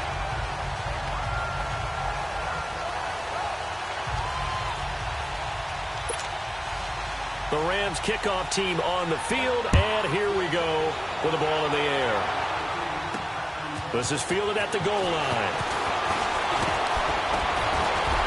And nice work on the return as they'll start their drive just past the 30-yard line. And now Oakland ready to take the field. And in enemy territory last time through the interception. We'll see what they do on this drive. Can't wait to see how it alters what they decide to do in play calling. Do they continue to throw the ball? Do they want to lean more on the running game? It'll be an interesting sequence of plays that they've got coming up. Does it often affect the play calling with the interception? How much does that change what you do? I think it does depending on why the interception was thrown. Sometimes it's just a matter of the defense made a great play, so you continue to come back. But if it's on you, if the offense just doesn't have the confidence, if they're a little bit shaky, maybe try and take the pressure off and run the ball a little bit. They're throwing to start the drive, but that one incomplete. Out routes are always timing routes, and if the timing's off just a little bit, it can really throw off a play. It looked like he let him a little too much there. Yeah, there was a fraction of a second because he caught it, just couldn't stay in bounds. An incomplete pass on first down. That leads to a 2nd and 10.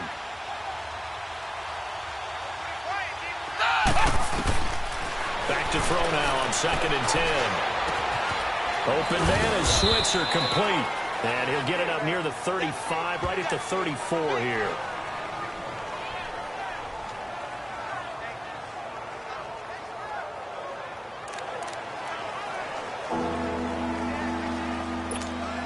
The Raiders on 3rd down. 5 out of 9 thus far.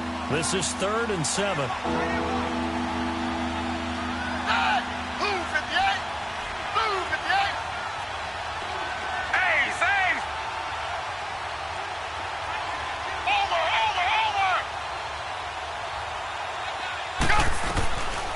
Here's Manuel.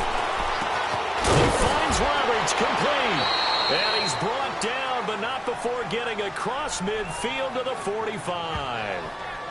And now we won't see a play on first down. We're going to get a timeout instead, as they'll get a chance to talk it over after picking up the first down. And we are back here. I'm Brandon Gaudin alongside Charles Davis. So the offense takes the timeout. And now we're set to get going.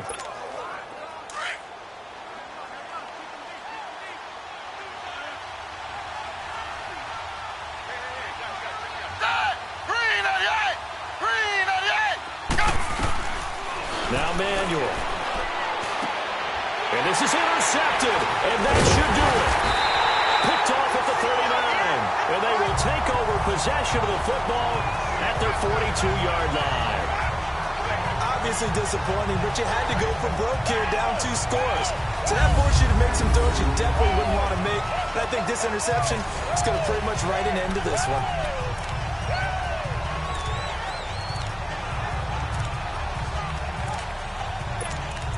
And now out on the field, here comes Los Angeles. And they're hoping to redo their efforts in the last drive when they got into the end zone. And just think of what it's like now on the sideline, because when you score a touchdown, you have to go over and look at the tablet and see what you did on the last drive. When you scored points, it's a whole lot better view than when you're trying to figure out how to fix things there. Just a yard on the pickup there, and it'll bring up a 2nd and 9.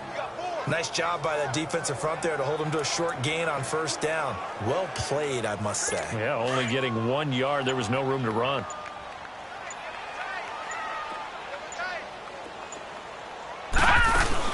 Again, it's Davis. And he's going to bull his way forward to the 48.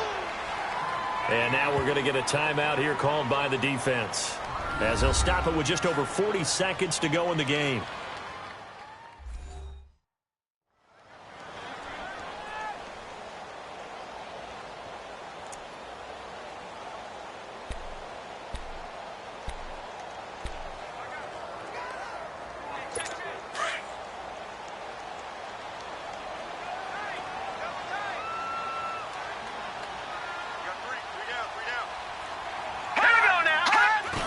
Raiders go victory formation as they take the knee.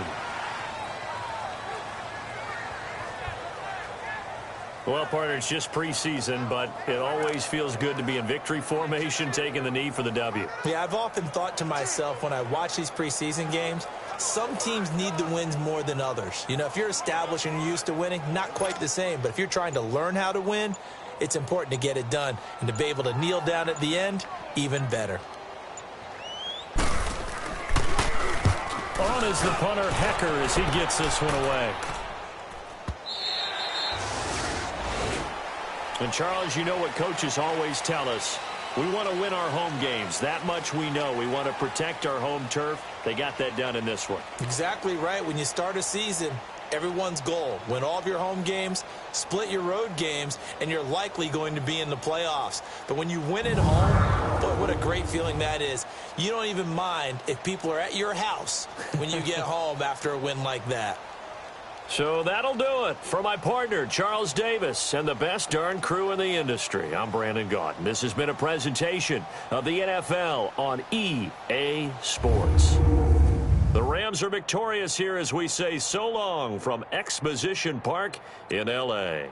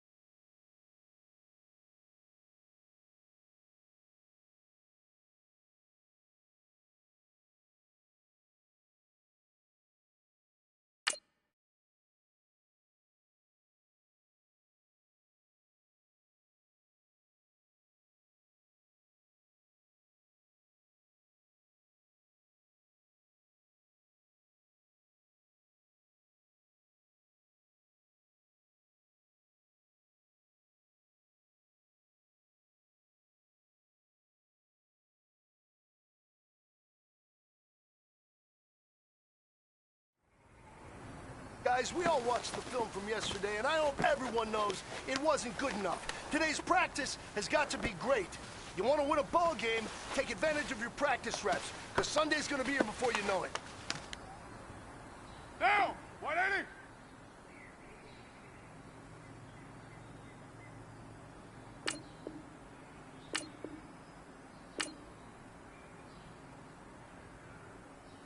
Hands up!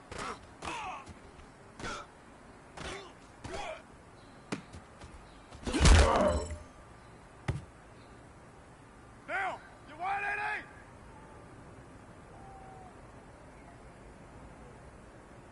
That's it.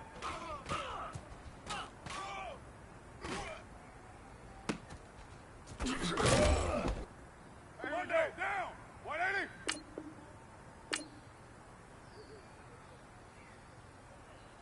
What's up?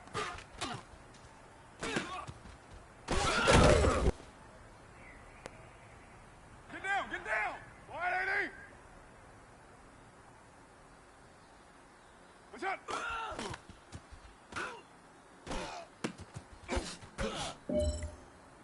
Monday, down. Blue 80.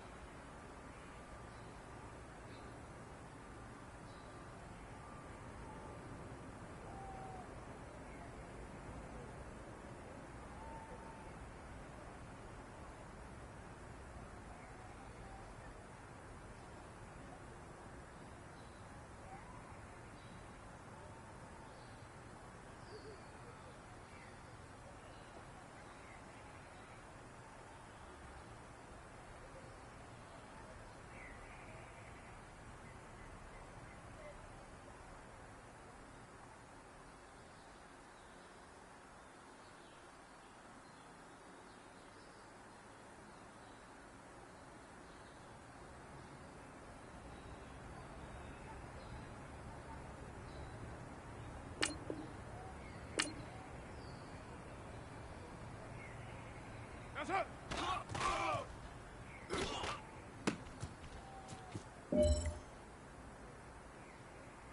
Down. 180. What's that?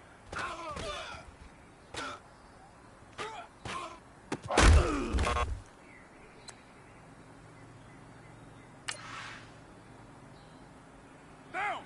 180.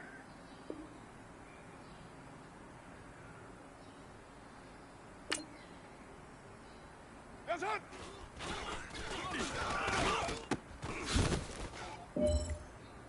Down. 180. That's it.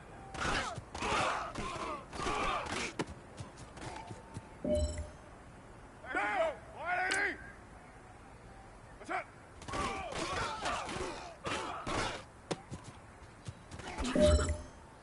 Down.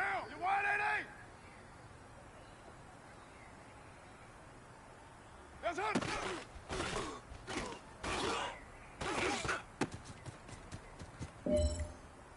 Down. Blue 80.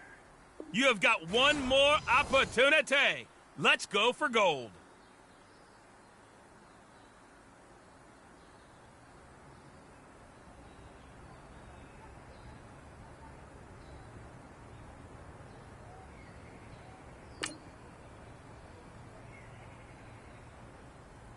Blue 80.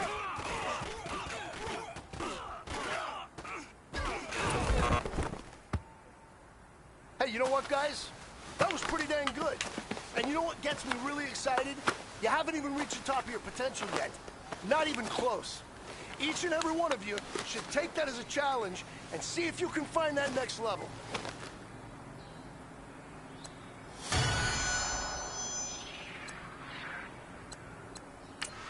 Down. Blue 80.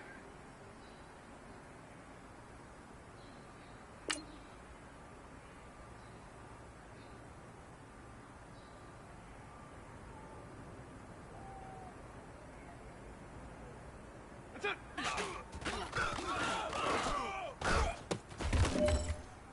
Monday, down. You 180. That's it.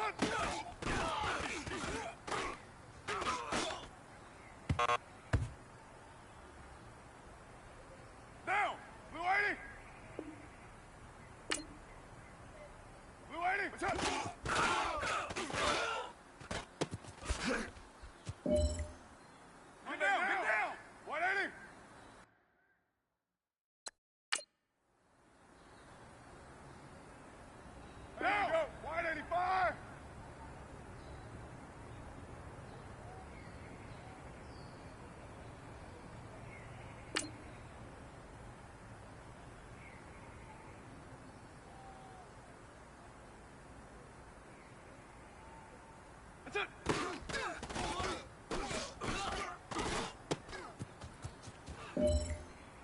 Get set. You 180.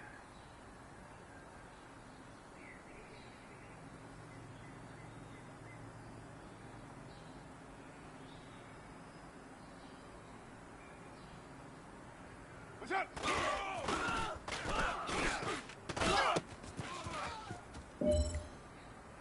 Get down! Blue 80!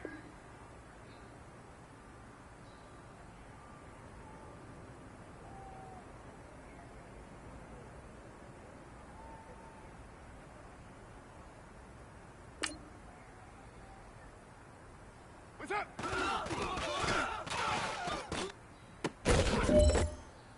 Down! Blue 80! Blue 80! What's up?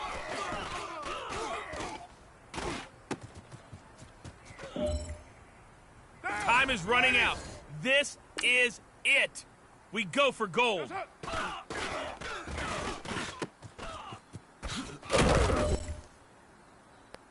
Men, you're going to like what you see in the film room this afternoon because today was a great practice. Coaching staff, we can't ask for much more.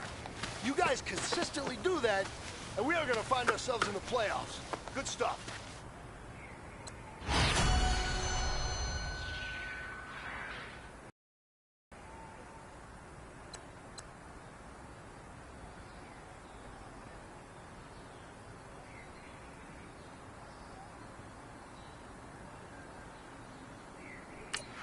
Down! 180!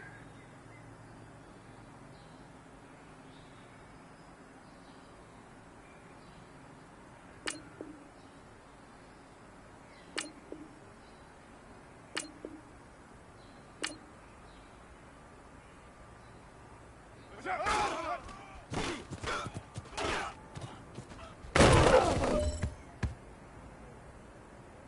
Monday, down! 180! What's up? Down! You 180!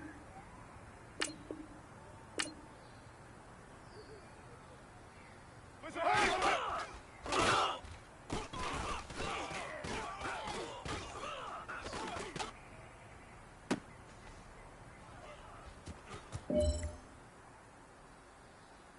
Down! 185! What's up?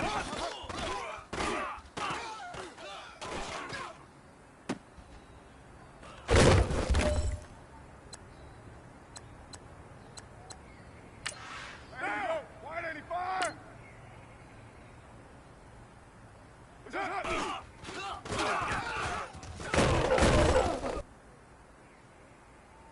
Down!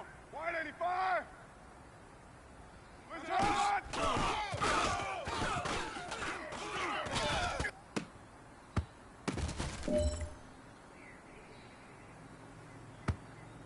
Down! You 180! What's up?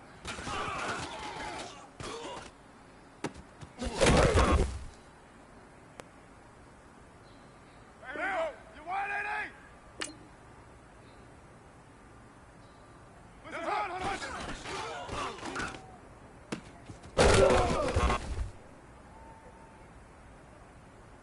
Down! Blue 80!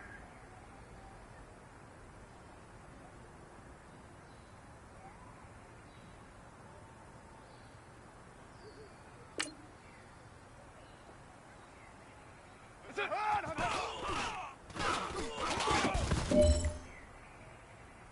Hey, man, that was great. I mean, you had a great day today. The game is really starting to slow down for you, isn't it? I can't wait to see what you're going to do on Sunday. Good job.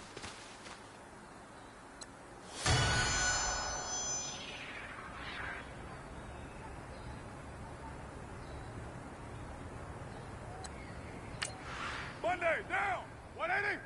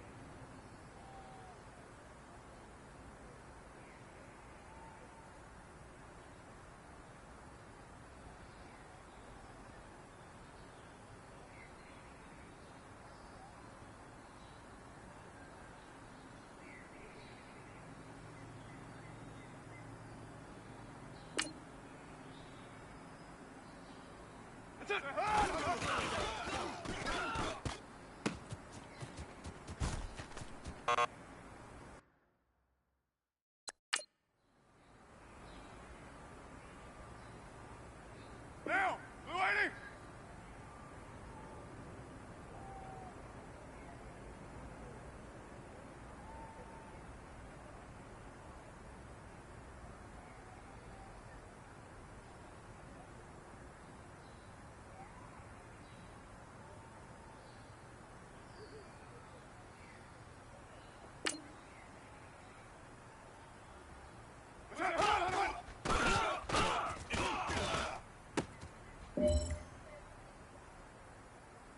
Now, 180. What's that?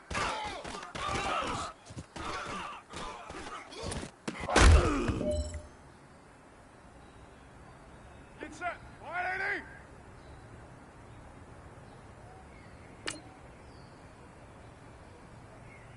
What's that?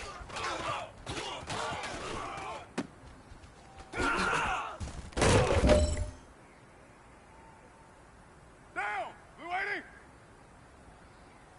What's that?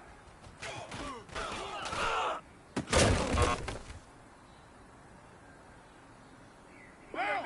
Blue 80!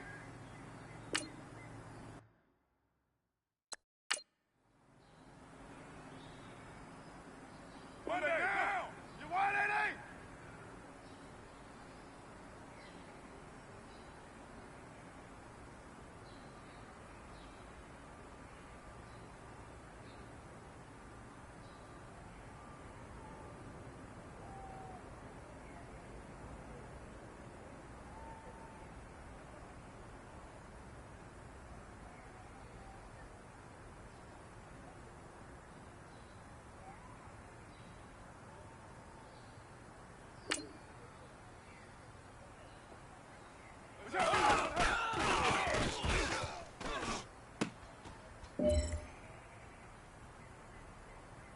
Get down! You 180! What's up?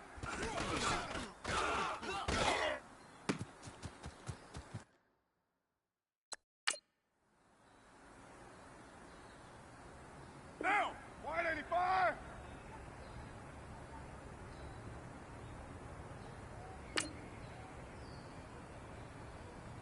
That's right!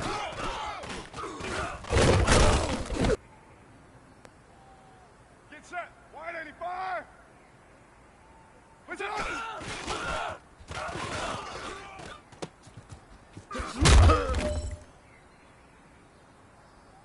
Now, Blue 80!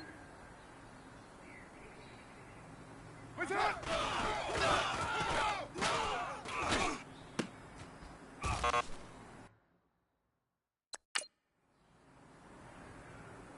Now, 180!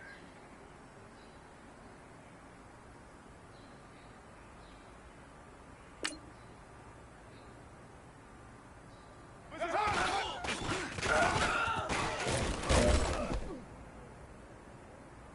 Down! Blue 80! What's up?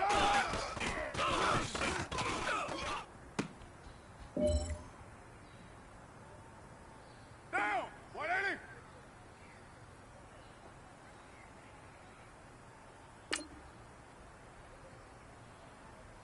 What's up?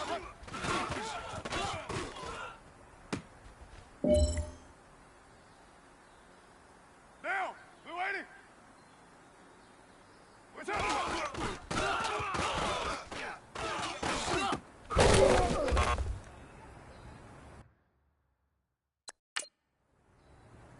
Now! Blue 80!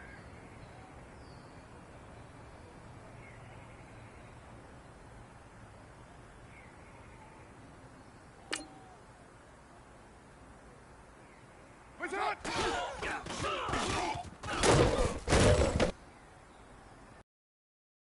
Get set! Blue 80! What's up?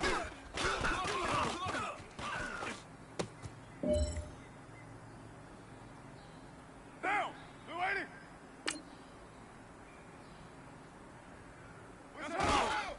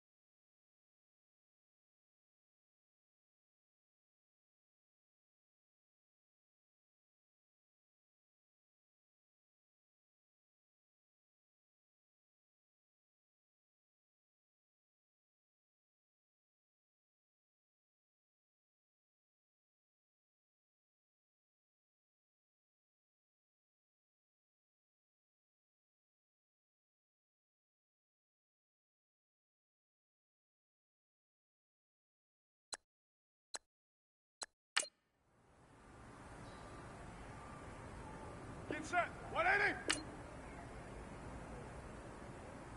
What's that?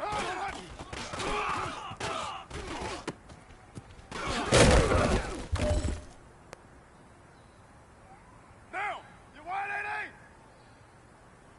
What's that?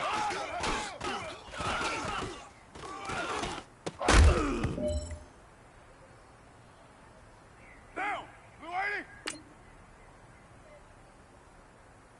What's that?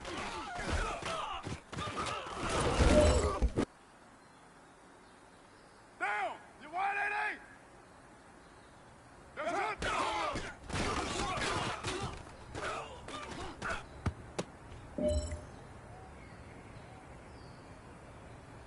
Monday, down! Blue 80! What's that?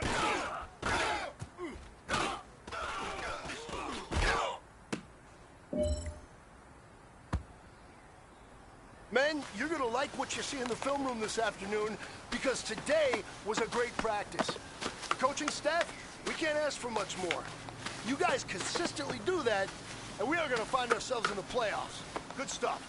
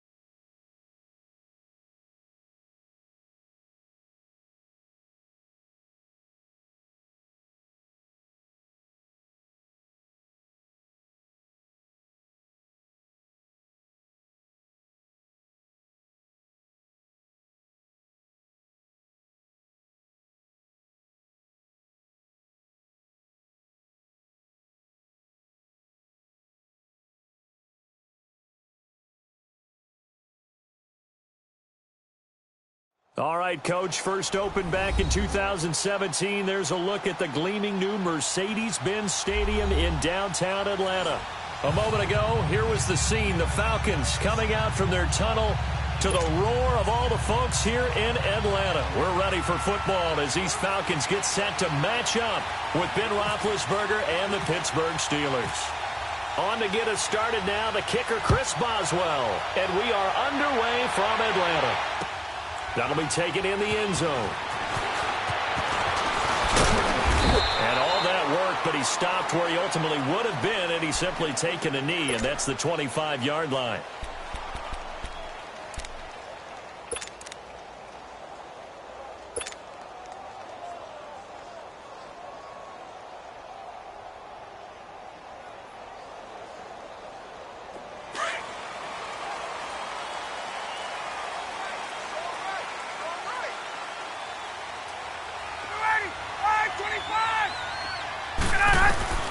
On first down, Ryan.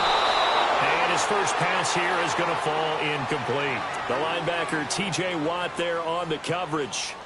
When I watched that play, I thought about what my coaches had told me in the past. The biggest teaching point, get your head around. Locate the football so you can make a play on it while it's in the air. That's exactly what he did there. That was nice. An incomplete pass leads to 2nd and 10 from the 25.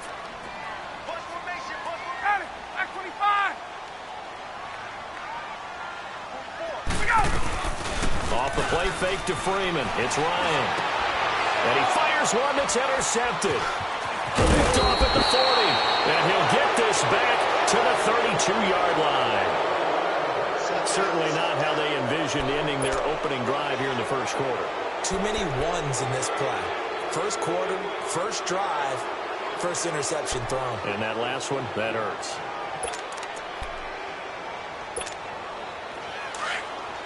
Hurry up, let's go!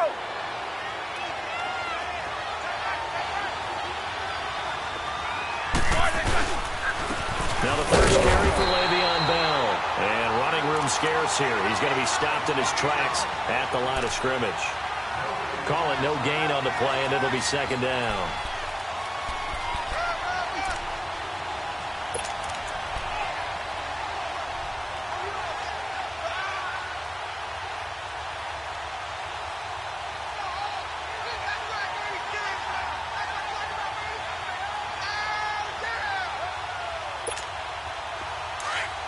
All right, let's go get it now, all right?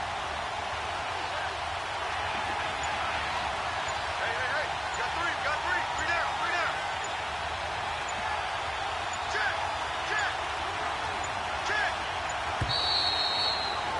Slam.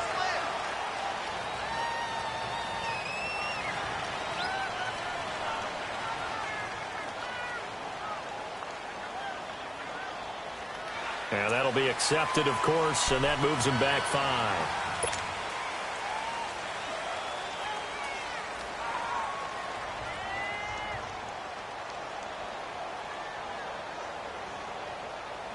And now after the delay of game, they're operating behind the sticks, 2nd and 15.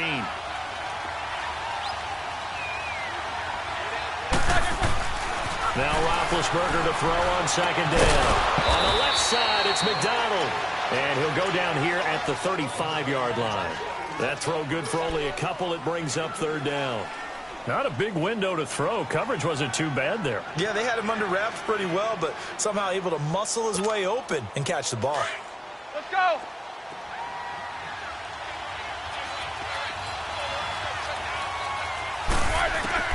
Now Ben on 3rd and long. He rifles one that's intercepted. Picked up by Deion Jones, the linebacker. And they're going to set up shop at the 27-yard line.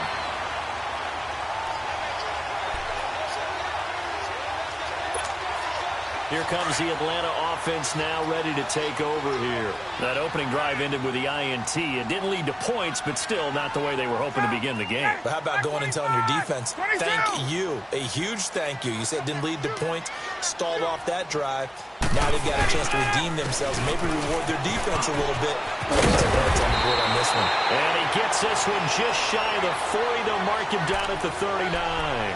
Give him 12 yards on that one. It earns him a fresh set of downs.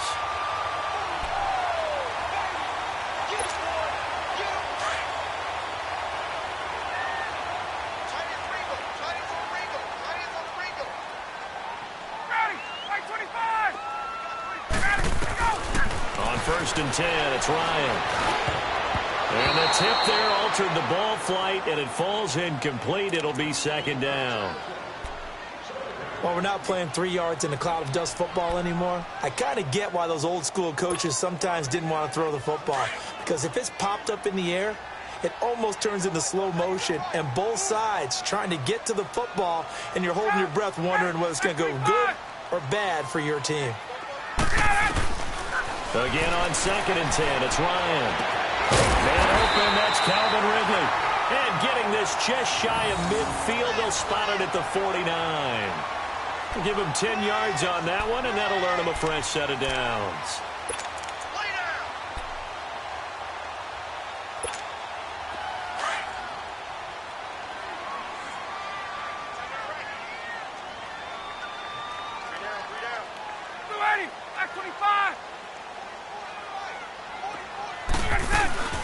The former Indiana Hoosier here, Tevin Coleman. And he is swallowed up right at the line of scrimmage. Officially no gain on the play, and it's second down. So nothing there. I don't know that that's all in the back, though. You got to look at blocking there, don't you? I would agree with that totally. At some point, they have to win at the point of attack. Instead, it was the defense getting it done again and holding them to no gain.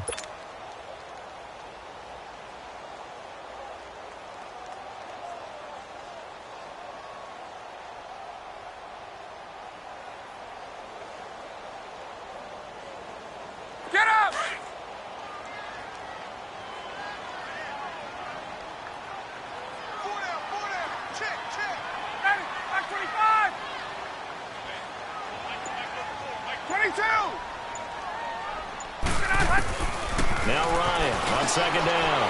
Over the that's caught by Ridley. And he's brought down. That one good for 16, and the drive will continue. And just a small glimpse there as to why they like this rookie so much. And that's why they lit up a little bit in our meetings with the coaching staff, didn't they? When we talked about him, they did. Yeah, you know, they like his work ethic. You know, this guy's running every route well in the route tree and getting better at it all the time, really honing his game. They expect a pretty good jump out of him as things continue to move on. And able to push his way forward here for a good little gain. They give him 4 yards there. It'll be second and 6. Tough running there. That's a hard-earned 4 yards. Yeah, those are the unsung kind of runs. They don't fill up the stat sheet, but they do set you up in good position on second down.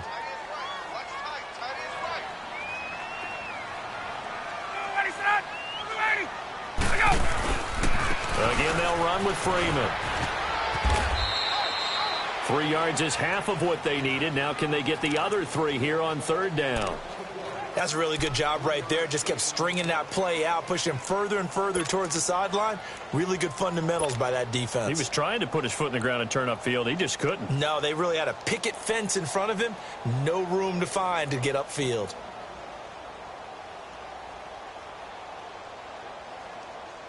Seventh play of the drive now as they come up on a 3rd and 3.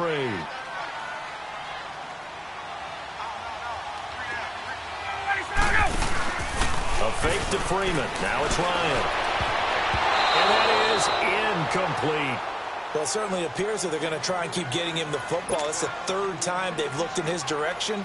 Unfortunately, haven't completed one yet, but I'm not sure they're going to shy away from him. They feel like they've got something there, and they want to capitalize on it. I think you're right. We're only in the first quarter, so a lot of opportunities ahead. And Bryant's kick is good.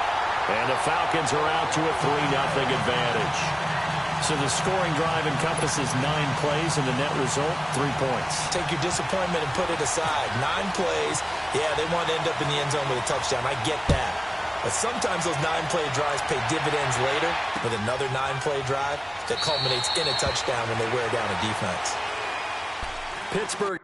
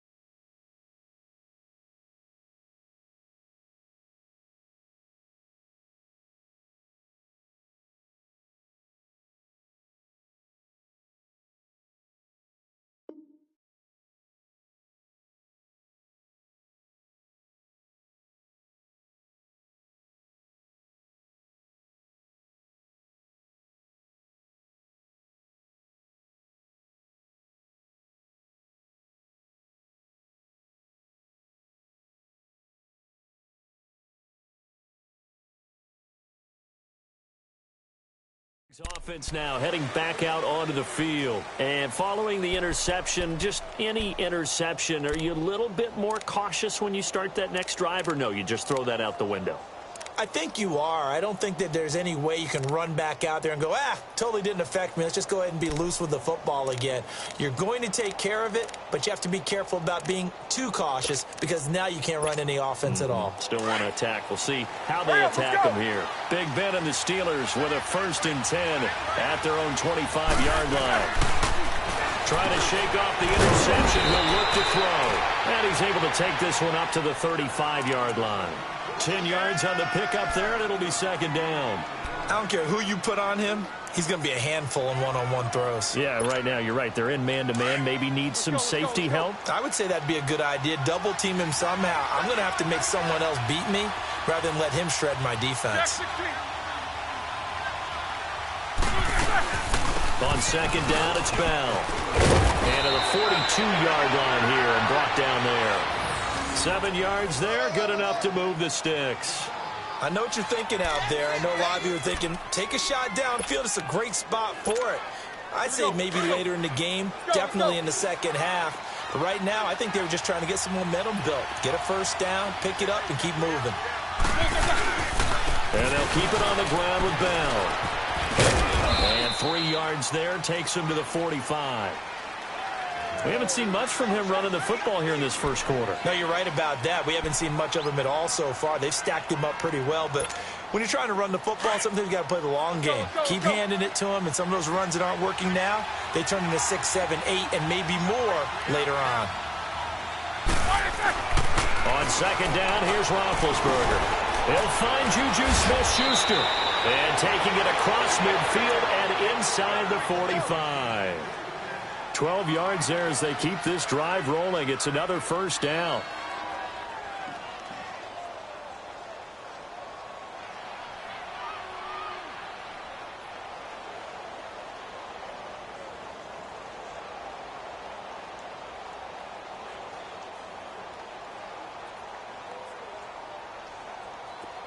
From Falcon territory now, here's 1st and 10 at the 44-yard line.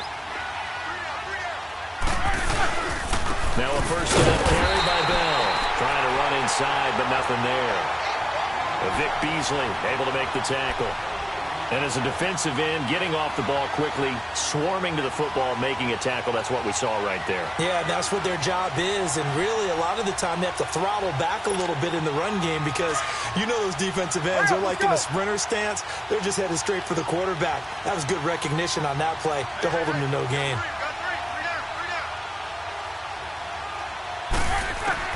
On 2nd down, Roethlisberger. Throw that shot complete to Smith-Schuster. And the stop here will come at the 38-yard line. 6 yards is the pickup, and that'll lead to a 3rd down.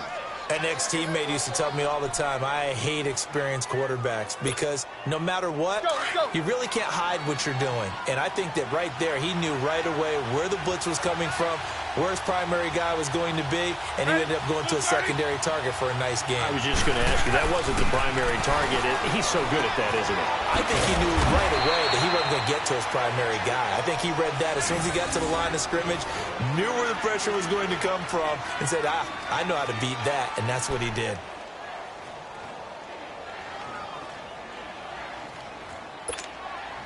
Roethlisberger now rebounding nicely after the interception. He's hit 4 straight to start the drive. It's 1st down.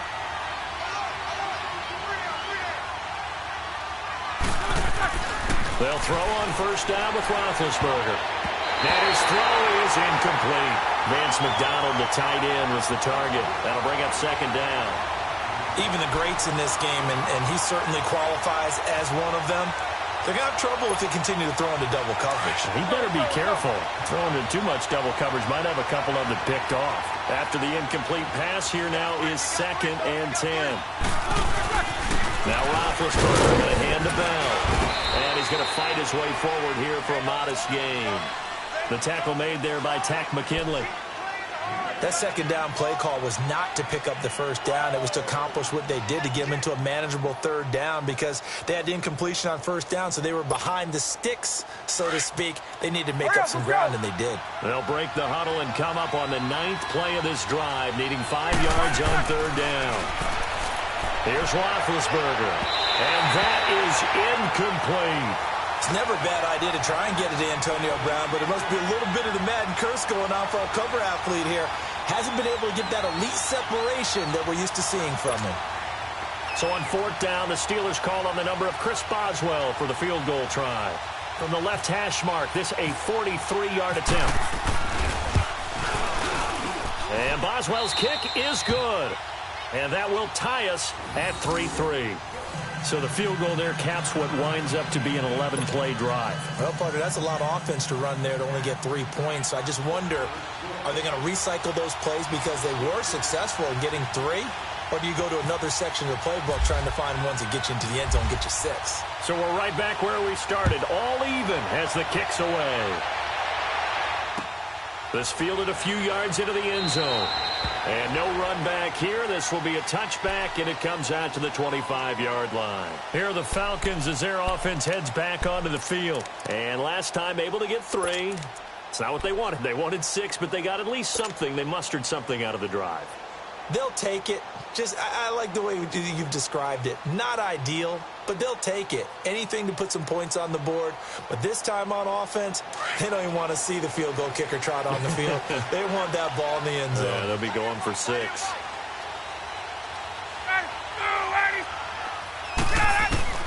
They'll throw on first down with Ryan. And finding the tight end Hooper. And they'll bring him down at the 27-yard line. Give him a couple on the catch. It's 2nd and 8. I think it's okay there. They didn't get a whole lot on that play, but it's nice to have a safety valve that's built like this guy. Big target, guy you can spot pretty easily. Put it on him when your other targets aren't open. So 2nd and 8 here after the pass play for 2 yards on first down. They'll run it now out of the gun.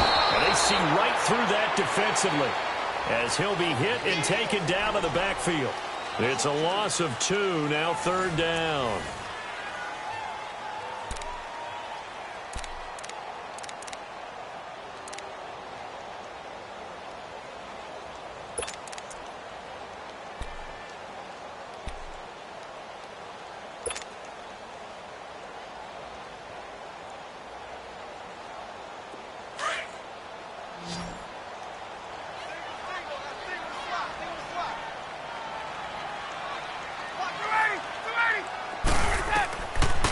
Third down, Ryan.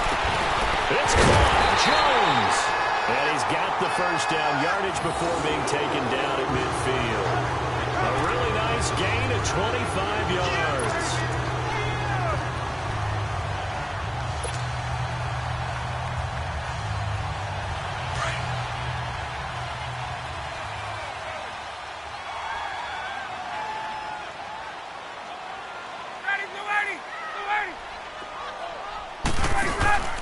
This is Freeman on 1st and 10.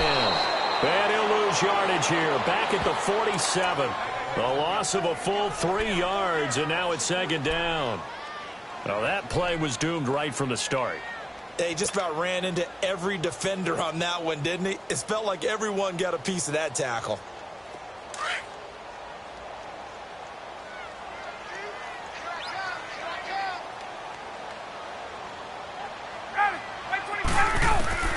On 2nd down, here's Ryan.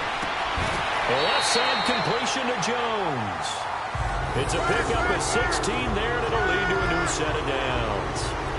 When you're playing a quarterback with some experience and some moxie, you enter the danger zone when you decide to blitz him, because if he's able to diagnose as he did on that play, he can hurt you downfield. He reads defenses so well, doesn't he? He really does, and the best part about that play for him, I don't think that was his primary target. I don't think so either. I think he had the read, figured out where the blitz was coming from, and went to a secondary target for a really nice game. Nothing doing. Barely able to muster a yard to hit the 35. Well, he hasn't made much of an impact in the running game thus far, and after that last run, not much is going to change in that area. He hasn't been able to get anything going, and really the offensive line not helping him much.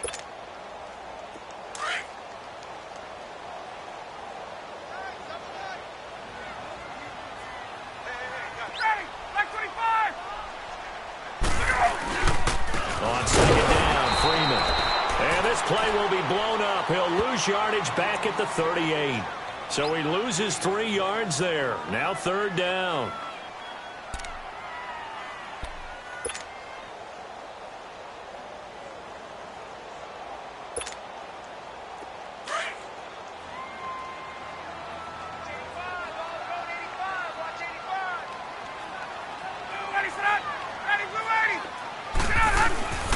They go play action with Ryan. Oh, did he hang on to it? He did on the dive. Nice grab. Ryan to Jones, the Falcon connection there for a first. When you're a player of his stature, you don't just circle the games on your team's calendar. You circle the Pro Bowl? Without a doubt. That's a game that you just figure you're going to be in each and every year. That's because of catches like that. That's why he goes. Ryan in the offense with a 1st and 10.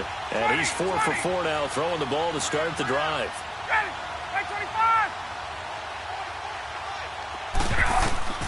Throwing now, Ryan on 1st down. Oh, he's got a man wide open, complete. And he'll be out of bounds. A really nice gain of 25 yards. I like that one, partner. They go back-to-back with excellent gains. And really, it shouldn't be a surprise who they were throwing the ball to. He's their best guy. Yeah, we knew that they would get him involved early. They're doubling down on getting him involved early. Don't be surprised if they'll come right back to him again. They haven't shown the propensity to be able to stop him.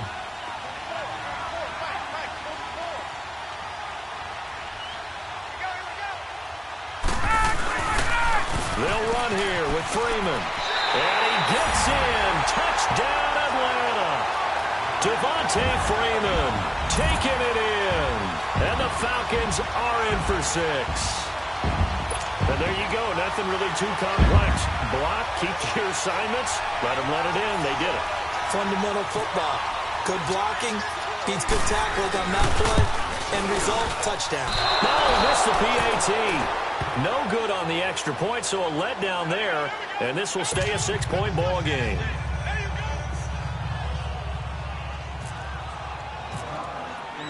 Here's Bosher to kick it away.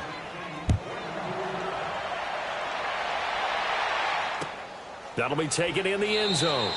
And he'll elect not to return this one, so they'll bring it out to the 25 on the touchback. Now the Steelers offense gets ready to get back onto the field.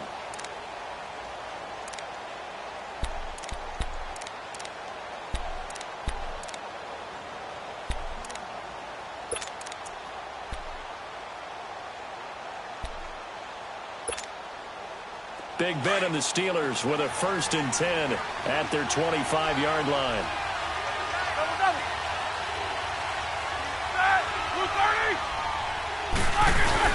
They'll start out on the ground and Bell. And not a whole lot doing there as he'll get it up to about the 28-yard line. 3 yards on the pickup there, and it'll be 2nd down. Not much happening there on 1st down. I thought there might have been a hole for a split second. Yeah, but it dried up pretty quickly, didn't it? Closed fast.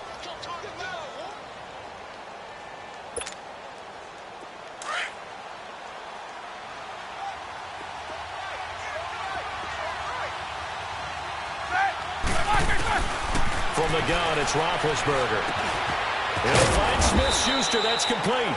And he'll be brought down right at the 30 here. That throw good for only a couple. It brings up 3rd down. Well, clearly one of his advantages as a passer is his height. Sit back in the pocket, fired over the middle. That makes things tougher defensively, doesn't it? It really does, because your goal is to move the quarterback off his initial spot when he gets his drop back completed. But when you have that type of height, he can stay in there. If he's willing to take the hits and just fire over the top, which saves him time and actually completes a play a little bit quicker than it normally does for a quarterback who has to slide and find open space to throw. Let's go. Now Roethlisberger throwing the out route incomplete. It's Brown. Roethlisberger hooking up with Brown to get the Steelers a 1st. A little football 101 there. You just see the receiver try to run down the defender, meaning he goes right at him and really trying to move him a little bit towards the center of the field so he can put his foot in the ground and break to the out, to the sideline, and make a catch. Clock running, under 4 to play now as they come up on 1st and 10.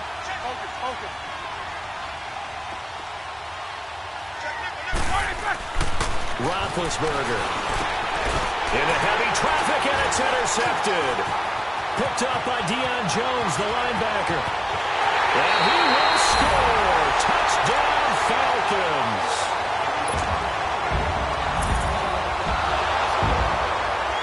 Bryant now to tack on the extra point. And again, it's no good. A few boo birds coming out as he's missed his second extra point here in the first half.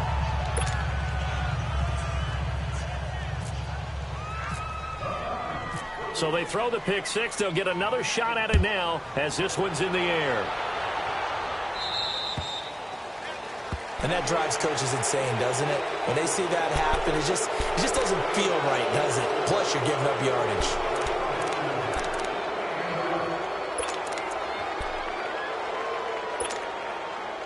Good starting field position for them as they come up 1st and 10.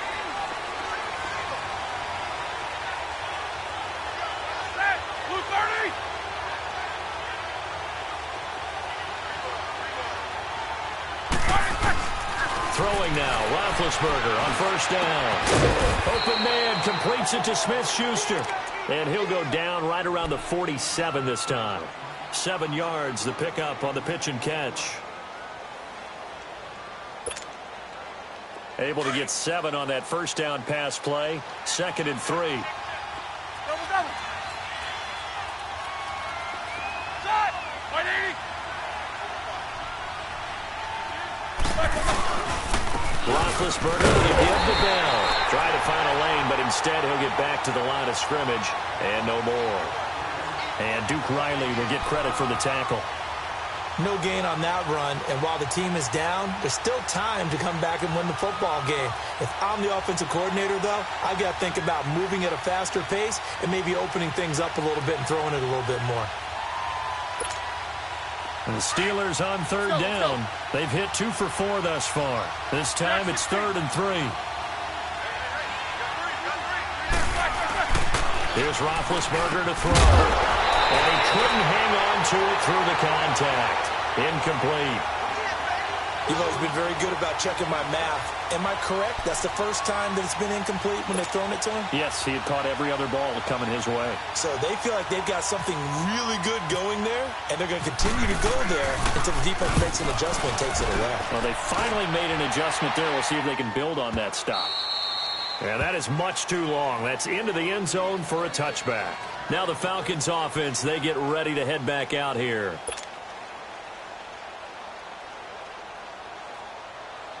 Ryan and the Falcons now come up 1st and 10 at their own 20-yard line.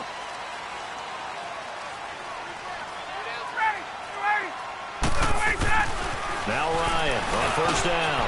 It's caught over the middle. Hooper. And they're able to get this one across the 35. That one good for 16, and the drive will continue. Partner, it's a lot of fun watching the NFL now, isn't it? Because when the big fella runs routes, it used to be when we were kids, he'd run about 3 different routes, and that was it. Now he can run anything and catch the balls we just saw there. On 1st down, Ryan. And he will find Ridley. That's complete. And he's brought down after a good game. 1:58 to go in this first half of play. We're back to Atlanta right after this timeout.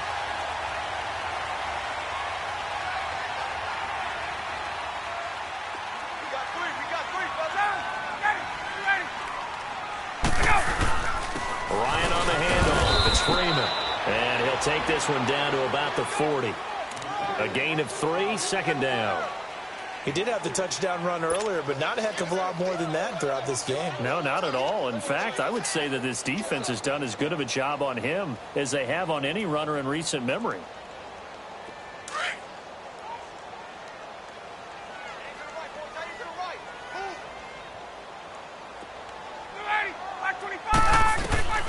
On 2nd down, Ryan. He's going to rifle one deep left. Got a man. It's caught inside the 10. And down he goes, taking it inside the 10, just shy of the 5 at the 6.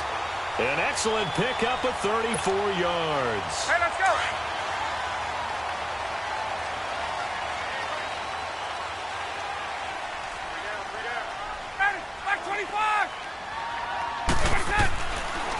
Bryant. And he's got his star receiver. It's Jones for the Falcon touchdown.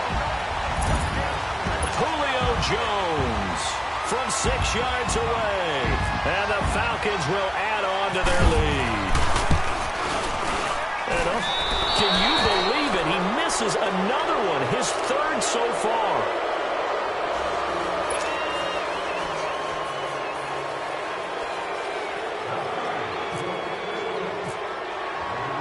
Here's Bosher to kick it away.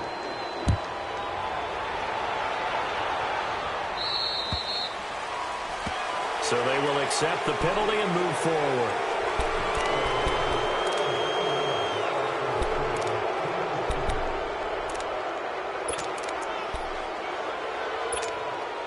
So good starting field position for him here as they come up 1st and 10.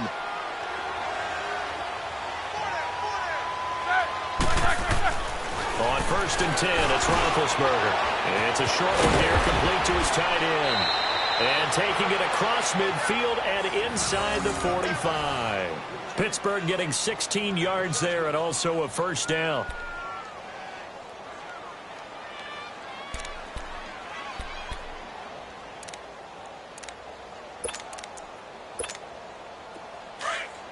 Let's go.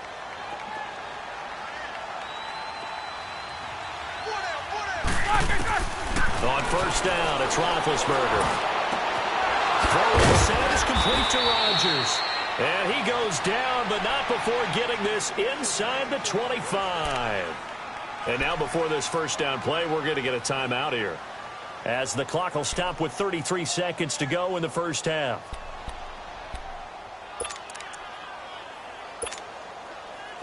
Roethlisberger now hitting on 2/3 of his passes, 10 for 15 so far. 1st and 10. Now Roethlisberger on 1st down. And Big Ben intercepted a 3rd time. It's Desmond Trufant. And now nothing but green ahead of him. And he will score. Touchdown Falcons. Here's Bryant for the extra point.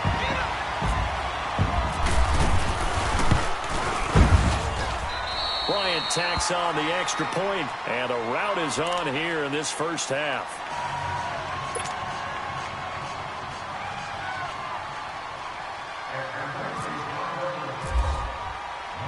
So they'll get another shot on offense following that pick six, and now the kick is away.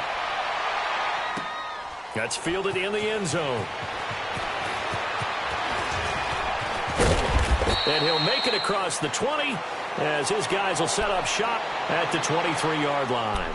And Pittsburgh getting set to take the field. And with time quickly fading here in the second quarter, not sure how aggressively, offensively they want to play this. I think we'll find out just how much they trust their guys in this situation if they decide to take a shot. Back to the air, Roethlisberger after the pick six. Now he'll dump it underneath to his running back, complete. Now a timeout signaled for, and they'll get it with 10 seconds to go before halftime. That last catch short of the marker by just a yard leaves him with a very manageable 2nd and 1. Now Roethlisberger to throw on 2nd down. He's going deep for Brown. And this will be incomplete. 1 second left to go.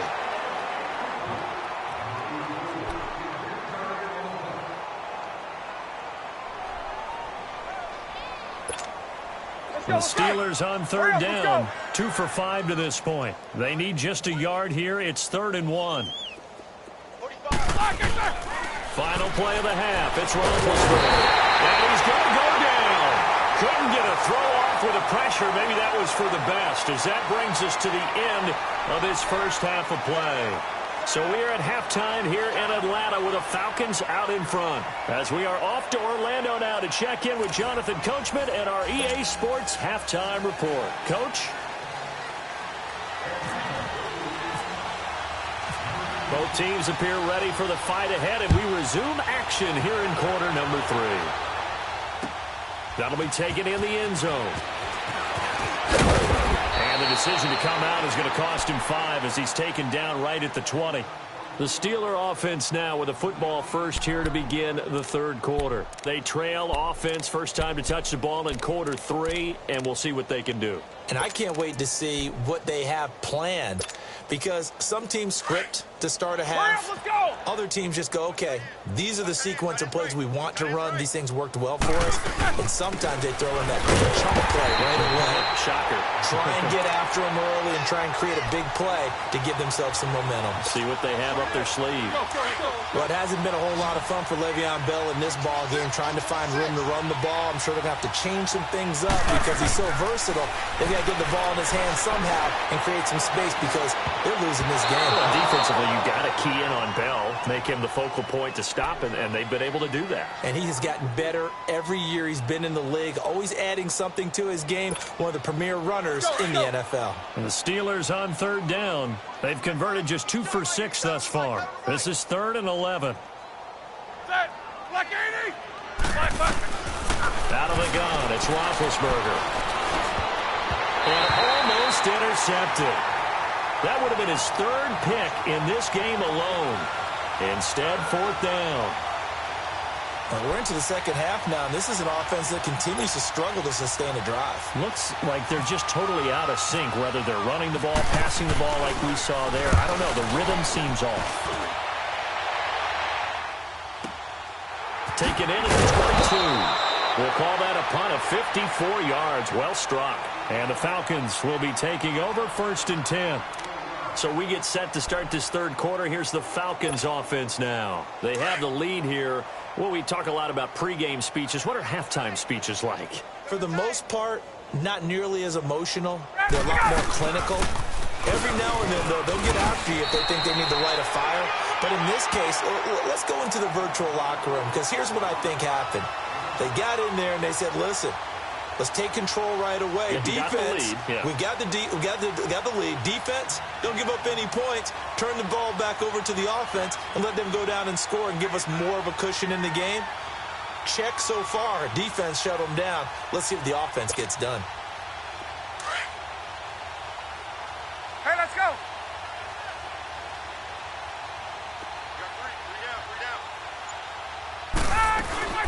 They'll run it now. Out of the gun.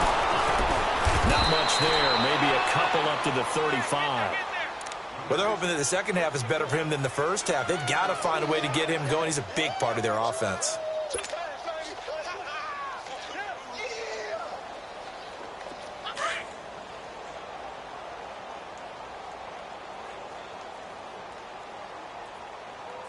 Ready, Blue 80. Blue 80. Ready, go. On 3rd and 1, Ryan. That's a short one here, complete to the tight end. And he's got the first down yardage before he's brought down at the 42. Ryan now 12 of 16 thus far. It's 1st and 10. On 1st and 10, it's Ryan. And he fires one incomplete. He was looking for Mohamed Sanu there. And it's 2nd down. Well, not to get too overcritical there because he knows what he's doing, but his shoulders looked a little off kilter there when he threw that. I don't think you're being overly critical there. You're just analyzing it, and he gets those shoulders right. That pass will go from incomplete to complete. They'll run it now out of the gun. And he'll take this one up close to about the 45. It's a gain of about 3, but it's going to leave him with 3rd and still 7 yards to go. I'd say they've got to find a way to get him going. He's such a big part of their offense. I wonder if they might throw it a little and come back to the run. Anything, because you're right. He's pretty much been completely neutralized.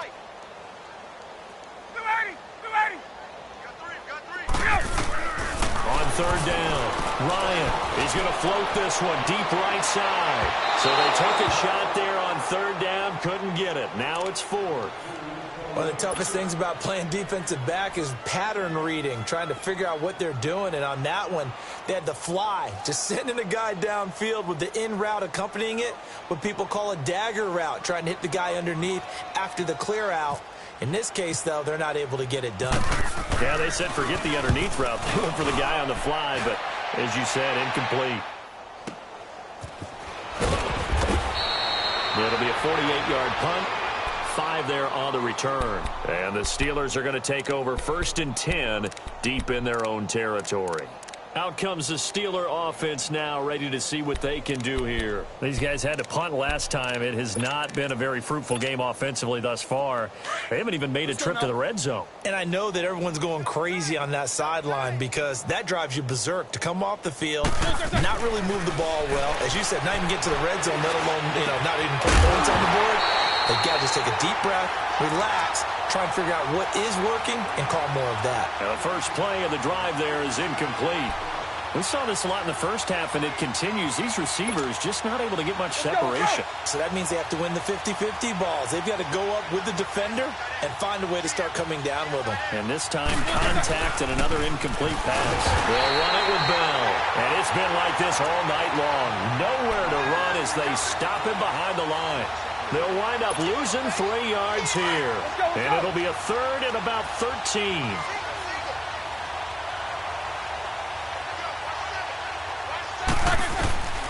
From the shotgun, it's Roethlisberger. And he finds McDonald. And he's going to have the first down at about the 38. That goes for a gain of 31. When I see passes like that, I'm reminded of something you and I talked about yesterday. Big Ben was a wide receiver the first 3 years of high school, sitting behind the coach's son. And then he finally got that opportunity. I think he's made the most of it. It's always the coach's son, isn't it? But you know where it helps him? When he looks downfield, he knows what the receivers are going to do. He actually has wide receivers' eyes when he's throwing the ball. They go play action here on first down. And for the 4th time tonight, it's an interception. Picked off by Brian Poole. And they get the football. They'll set up shop at their own 49-yard line. Well, Charles, he's thrown 5 picks in a game before. And right now, after that one, he's standing on number 4. And right now, your defensive coordinator is asking the offensive coordinator, can you do anything to slow this down? Because my guys have to keep running back out on the field. So play calling may come into it a little bit, maybe run the ball a little bit more. But a lot of it depends on the scoreboard. They may have to keep throwing it. They begin the drive with Coleman. And he'll get this one across midfield and down into Steeler territory. 2 yards on the carry there. It'll be 2nd down. Well, he was looking for some running room, and there wasn't a whole lot of it there on that play. I think he was lucky to get a couple of yards out of it because those defenders, they were rallying to the football pretty quickly. 3 down. Ready. Back 25. 44. Mike, 44. I got one. Gun. Tighten up.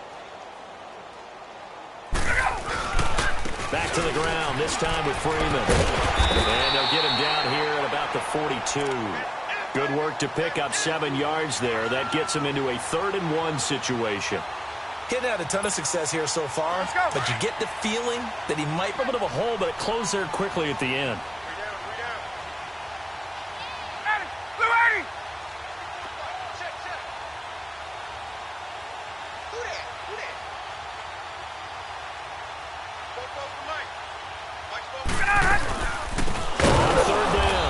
That's Coleman, and it's been like this all night long. Nowhere to run as they stop him behind the line. They'll wind up losing 4 yards on the play, and that's going to make it 4th down. Here's Matt Bosher now, as he'll punt it away for the 2nd time.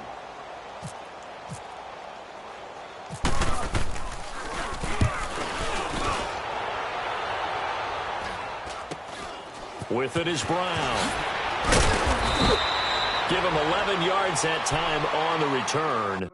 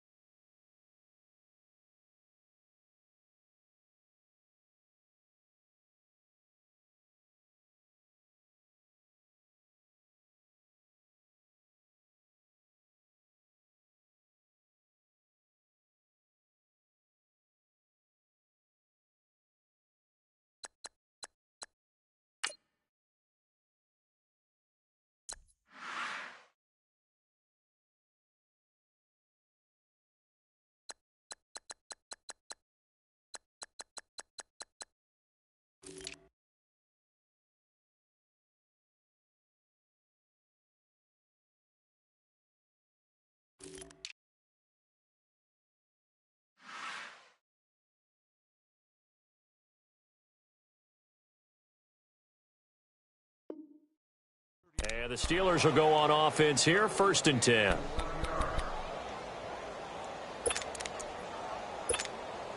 Big Ben and the Steelers with a 1st and 10 at their own 18.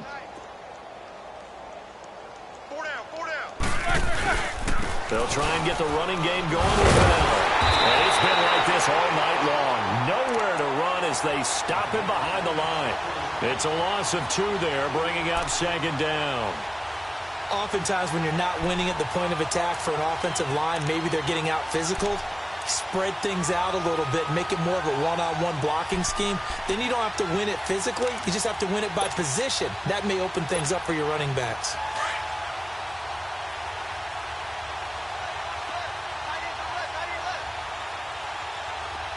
Let's go. On 2nd down, here's Roethlisberger. Goes underneath for Bell. And he'll be taken down, but not before he gets this football out shy of the 30 to the 29. It's a Pittsburgh 1st down, a gain of 13. Roethlisberger now 6 for 6 since coming back out of the locker room. It's 1st and 10. They'll throw on 1st down with Roethlisberger. And this is going to be caught, but they'll say out of bounds.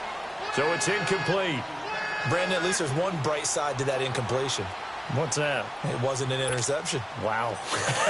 You're a nice guy. That was kind of savage. But correct. No pick, just incomplete that time. 2nd and 10. It's Roethlisberger once more. This one complete. Right side to McDonald. That one good for 14 yards and a Steeler 1st.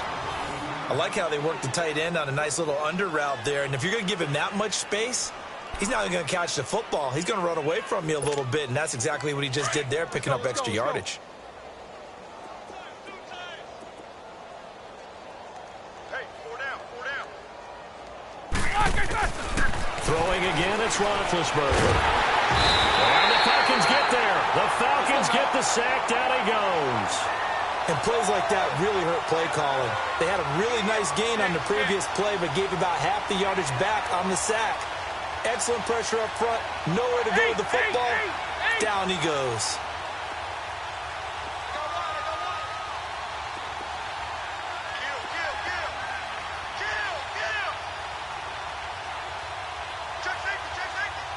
And before this 2nd down play, we'll get a whistle, a signal, and a timeout.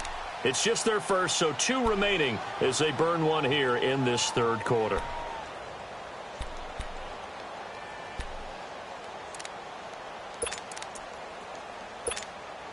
Don't need it all back at once, but you figure they're going to need something here. 17 yards to go on 2nd down. On 2nd down, Roethlisberger. Oh, the pressure too great, and he goes down once more. Grady Jarrett in there to drop him, and sacks on 1st and 2nd downs are going to lead to a 3rd and long.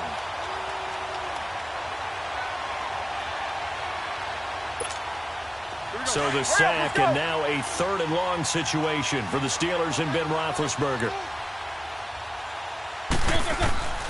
From the gun, it's Roethlisberger. He gets it to Brown, complete. And they convert on 3rd with a gain of 22. And at this stage, down in the 2nd half, looks like they just wanted to find a way to get it in the hands of their playmaker, and they did. I think you're exactly right. I don't think the coordinator's looking at his play sheet and trying to figure out which play will work well. He's trying to figure out how to get the ball to the playmaker that you just described. Looking down at that sheet, you find people plays, not necessarily X's and O's, and that's exactly what they did there. Give him a couple on the carry there, 2nd and 8. But you know that old expression, it's not my night? It hasn't been his so far. I don't know if the legs are a little bit heavy. Sometimes having to hang out all day and play doesn't exactly play to your advantage, but it's been a tough go for him. And every time he looks up, somebody's there defensively. That was the same case on that play. And he's got his man, the tight end, McDonald. And the stop here will come at the 38-yard line. 6 yards is the pickup, and that'll lead to a 3rd down. So much goes into a successful play, doesn't it? How about that play action there, freezing the defense just enough to bring the tight end free downfield for the completion. Let's go, let's go.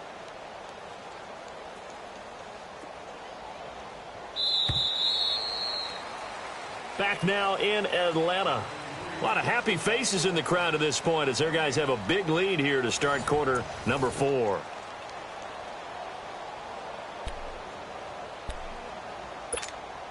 And the Steelers on third down. Not quite 50%, 4 for 9. This time they face a 3rd and 2. Let's go, let's go. Big. Mike, number 53. Mike, 53. Double bump. They'll try and run for it with Bell. And he's going to have the first down yardage as he's down at about the 30-yard line. 8 yards on the pickup there, and it moves the sticks.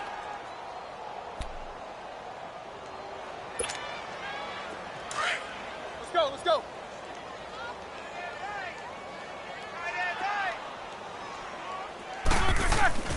Throwing now, Roethlisberger on first down.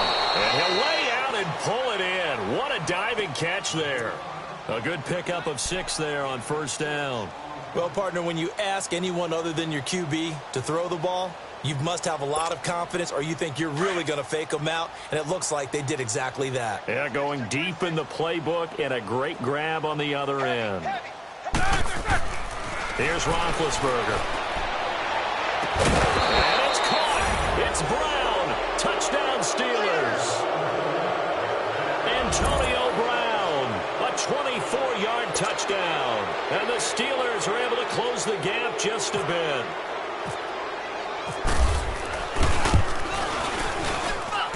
Extra point put through by Boswell.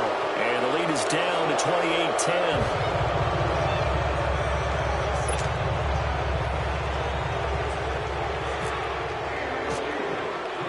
Boswell on now to kick this one away. That's fielded in the end zone. And he'll take it up past the 25 to the 26-yard line. Now the Falcons offense gets ready to head back onto the field. They've got the lead. Last time had to punt it, though. What's the key to this drive? I think it's leverage. The big guys up front. You know the motivational speech on the sideline is, guys, give us an opportunity. Protect the passer, create space for our runners, and let's go ahead and get these guys. Low man wins. Let's go do it on this drive. We'll watch that leverage on this drive. They run. Devontae Freeman. And he'll fight forward to about the 27-yard line. Stephon Tuitt, the one that got him down. Well, Brandon, pace comes into play now because they've got the advantage. They've got the football, but they've got to be very careful about what speed they're going to play. You know, my music teacher back in New Paltz, Mrs. Bythema Bagley, used to say, don't go prestissimo when you really want to go largo. And what she meant by that is don't go too fast when you really want to go at a nice, slow, deliberate pace. I am speechless. I am without speech. Freeman again. Cameron Hayward in on the tackle. This defense starting to buckle down when they need to, and right now they're winning this fourth quarter, losing the game, but they're winning in the fourth quarter. And what a fine line it is about what they're trying to get done, because they're down, so they obviously need the football, need a score, but they can't be so aggressive as to give up their edge, their gaps, and have the offense hit them with a big play. And he fires one that's intercepted. It's picked by the linebacker, T.J. Watt, and they will take over at the 29-yard line. So they get the takeaway, but that's just step one. They still have a lot of work to do. But they don't want to focus on that now. Now it's about getting the ball in the end zone and hoping they can take it away again. Yeah, still a 3-score game, though, fourth quarter.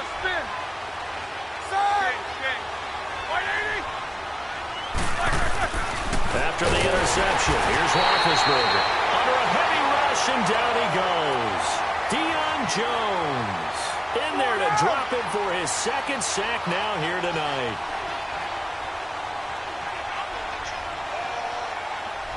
Show that bench release and go.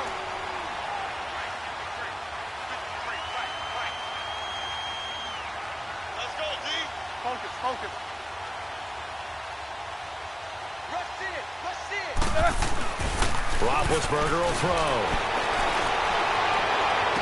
To the sideline, and it's caught, but boy, he's out of bounds. Now, they tried to get him into space coming out of the backfield, but it'll be third down. Didn't have a receiver open downfield, and as it turned out, Couldn't even find his outlet man because of the coverage. It was way too tight. Unable to find anyone open. And the Steelers on third down. They've hit on half of them, 5 for 10. This is 3rd and 16. To throw here, Roethlisberger. And McDonald here over the middle. And inside the 20 before he's brought down. It'll be a gain of 17 at a Pittsburgh first. 5th catch of the game for him there. Yeah, and the tight end position is now becoming a volume pass catcher. It used to be occasional, right? Safety valve. Throw one to him every so often, but mainly they want him out there to block. Nowadays, an integral part of the passing game, and they create such great mismatches that they often become the leading receiver. They'll run it now out of the gun. And able to push his way forward here for a good little gain. It's a 6-yard pickup, but it gets him to 2nd and 4. Frustrating for a defense, energizing for an offense. Finding a way to create that type of yardage in your running game, that'll make the guys carrying the ball very, very happy.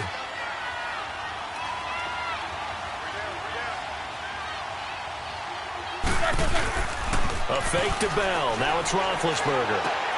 That's incomplete. Nearly another pick. My goodness. Another wayward pass. You know, things started out poorly in this game, and to be frank, they just really haven't gotten much better. And all that does is embolden the secondary. They feel good about what's going on, and they just play better and better. And the Steelers on third down. They've converted 6 times and could use a 7th here. This is 3rd and 4.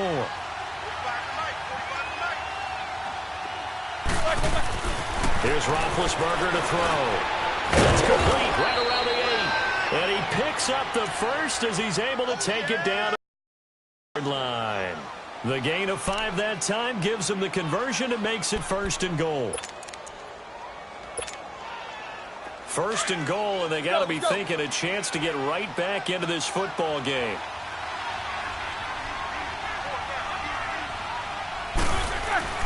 Now Roethlisberger. And he can't get rid of it. He's taken down. Tack McKinley in there for a loss of 10. We've been around this league for a while, and many coaches never pull their starting quarterback, almost no matter the situation. In this case, though, I think he's got to make a decision. He's taking a pretty good beating out there. Yeah, and with the deficit, maybe not wanting to risk an injury. Now Roethlisberger. Over the middle, hauled in by Smith-Schuster. And he's brought down just outside of the 10 at the 11. The catch good for 6 yards, but now it's 3rd and goal. And that's one of his advantages of a passer, is it not? With his height, setting back there in the pocket, firing it over the middle, he can really see everything clearly. It is, and I know that the pressure gets there, and he goes down just inside the 20 at the 19. This has been a tough one for this offensive line. It appears almost like they've been on roller skates this entire game, the way they've been pushed around. 6 sacks given up in this one. Here's Roethlisberger. And it's hauled in by Rodgers for a Steeler touchdown. Eli Rodgers from 19 yards away. And the Steelers are able to cut into that deficit. Wow, talk about a big 4th down conversion for the score. Defensively, how do you let that happen? I think you start with the offense, and you give them credit for going for it and having that kind of, well, let's face it, audacity. But defensively, I think you're right on target, partner. There's no way something like that's supposed to happen in that situation. You're supposed to be able to shut that down and get the ball back for your own team. Instead, they give up not just a big play, but a touchdown. Boswell on now to kick this one away. This will be taken short, and he'll be out of bounds here just past the 20-yard line. And here now come the Falcons. Now all of a sudden we've got an interesting game here. You just saw them go down and score a touchdown. And what was a comfortable lead at halftime, it's down to a 2-score game. And so the obvious thought is they've got to ramp things back up again. Got to get the offense into high gear. But we've seen this before. When you've kind of been in shutdown mode for a while thinking that you're okay, it's hard to mash the gas again and have everything work perfectly. They've got to fashion together a good drive right here and now. Because defensively, got to be feeling confident. They haven't allowed a point this half.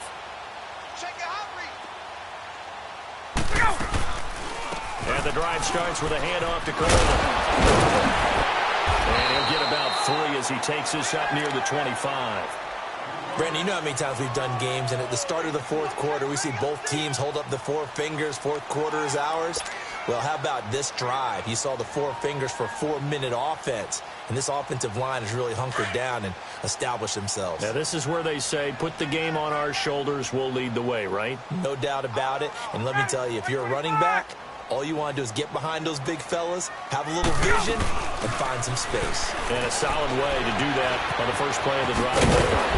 And they're able to get this one across the 35. That'll put him at 96 yards receiving now for the game, and he's got a first down as well.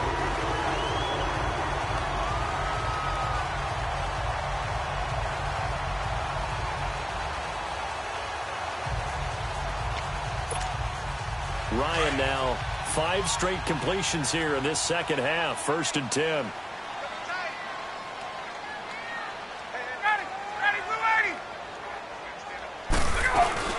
They'll run it now out of the gun. Give him 9 on the carry that time, and they'll set up with a 2nd and 1. I have to chuckle to myself a little bit, Brandon, because right now I could be in that huddle with that offensive line. I know exactly what they're saying. If you call a pass play here, we're going to call a timeout. Run the football. We got control of this thing. Get in behind us and let's go. Their time to shine. A nice pickup there of 11 yards, and it'll move the sticks. They're making it look easy out there. Another first down. So far on this drive, let me do this little bit of math here. 4 plays, 3 first downs. That's a pretty good recipe for success.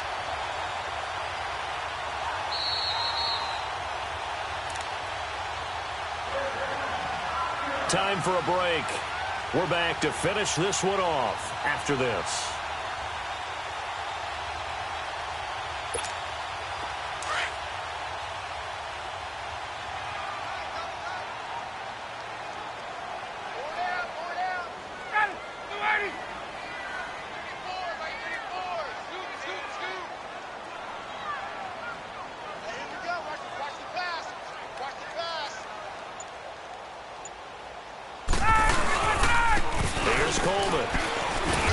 And he'll be brought down at about the 42.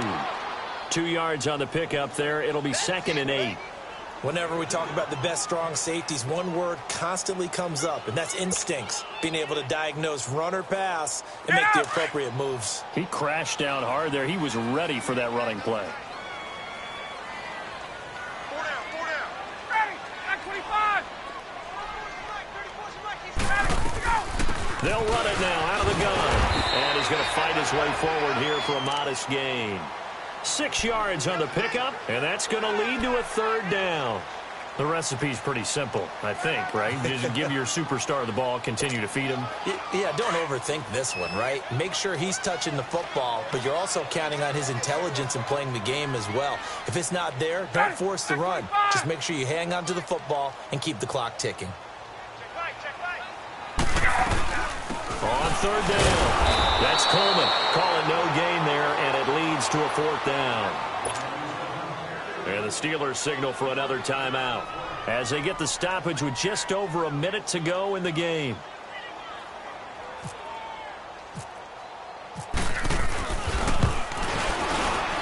And Bryant's kick is good. And that will stretch the lead up to 13. So they settle for just the 3, but clearly right now anything helps trying to salt this one away in the 4th. Without a doubt, obviously a touchdown probably would have been the final nail to finish this thing off, but it's still 8 up time, got points. So while it's not mission accomplished, it's darn close.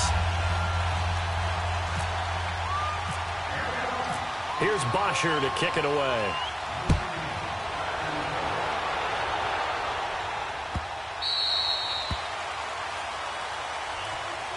And Pittsburgh getting set to take the field. And they'll just simply be looking to build off the confidence of the last time out where they scored a touchdown. Then confidence is powerful, isn't it? When you've scored once, you feel like you can go back out there and get it done again. Doesn't matter what the defense throws at them. They feel like they're in a groove right now, and they want to get out there and show it. Yeah, hoping to stay in that groove here this go-around.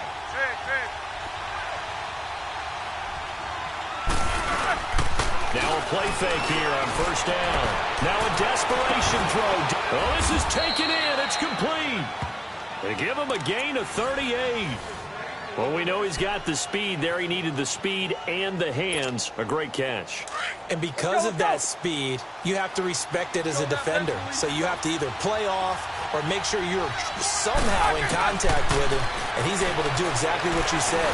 Use the speed to his advantage and go up and get the football. That's a big-time play right there. And he's going to get this inside the 30. The passing game in rhythm right now for Pittsburgh. There's another first down.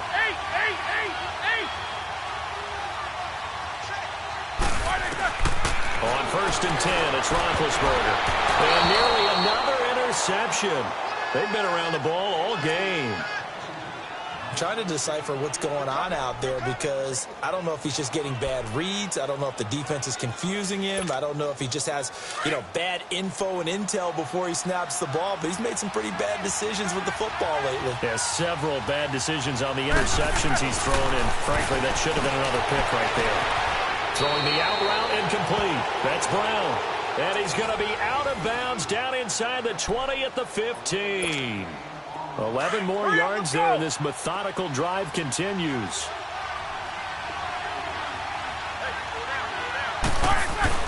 From the red zone now, here's Roethlisberger on 1st down. And incomplete. He dropped it in the end zone. Coverage was very good that time. A nice job to smother him as the ball arrived, and that ensured an incomplete pass. And it keeps 6 points off the board. So now 2nd and 10 after the incompletion on 1st down. 2nd and 10 now. It's Roethlisberger.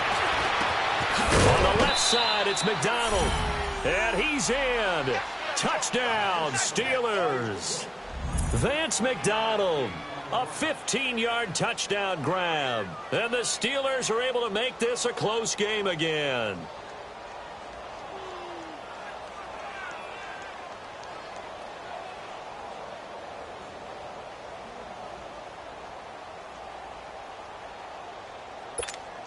So a big play now as the Steelers will go for 2. Jack 16. Set. Blue 30. One last shot for Roethlisberger. And they're going to get to him. A sack. Sack back at the 9-yard line. So with just a few ticks left, they need a miracle. And this is going to be coming up by the Falcons. And that should just about seal it. 4th quarter, they felt like they needed the football back. Unfortunately, they couldn't get it. And I know we brought analytics into the game, and someone has said here that the data says that when a team's expecting an onside kick, 80% of the time, the team expecting it, they do actually recover the ball, which is what we saw here. I just wonder if that number is much more of a anecdotal type of a number. Kind of like when the coaches tell us, well, when you score on special teams, 93% of the time you win the game. I'm still waiting to see that number is empirical. Well, Charles, we saw a comeback bid fall just a little short, but give them credit. They were able to hold on, withstand that comeback, and ultimately win it by the slim margin. And bottom line, when it's all said and done, they don't ask you how much you won by. They just want to know, did you win? And that they did.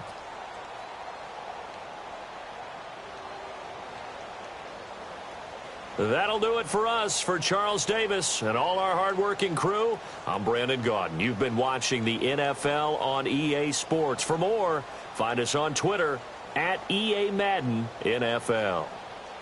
It's a win for the Falcons here as we say so long from Atlanta.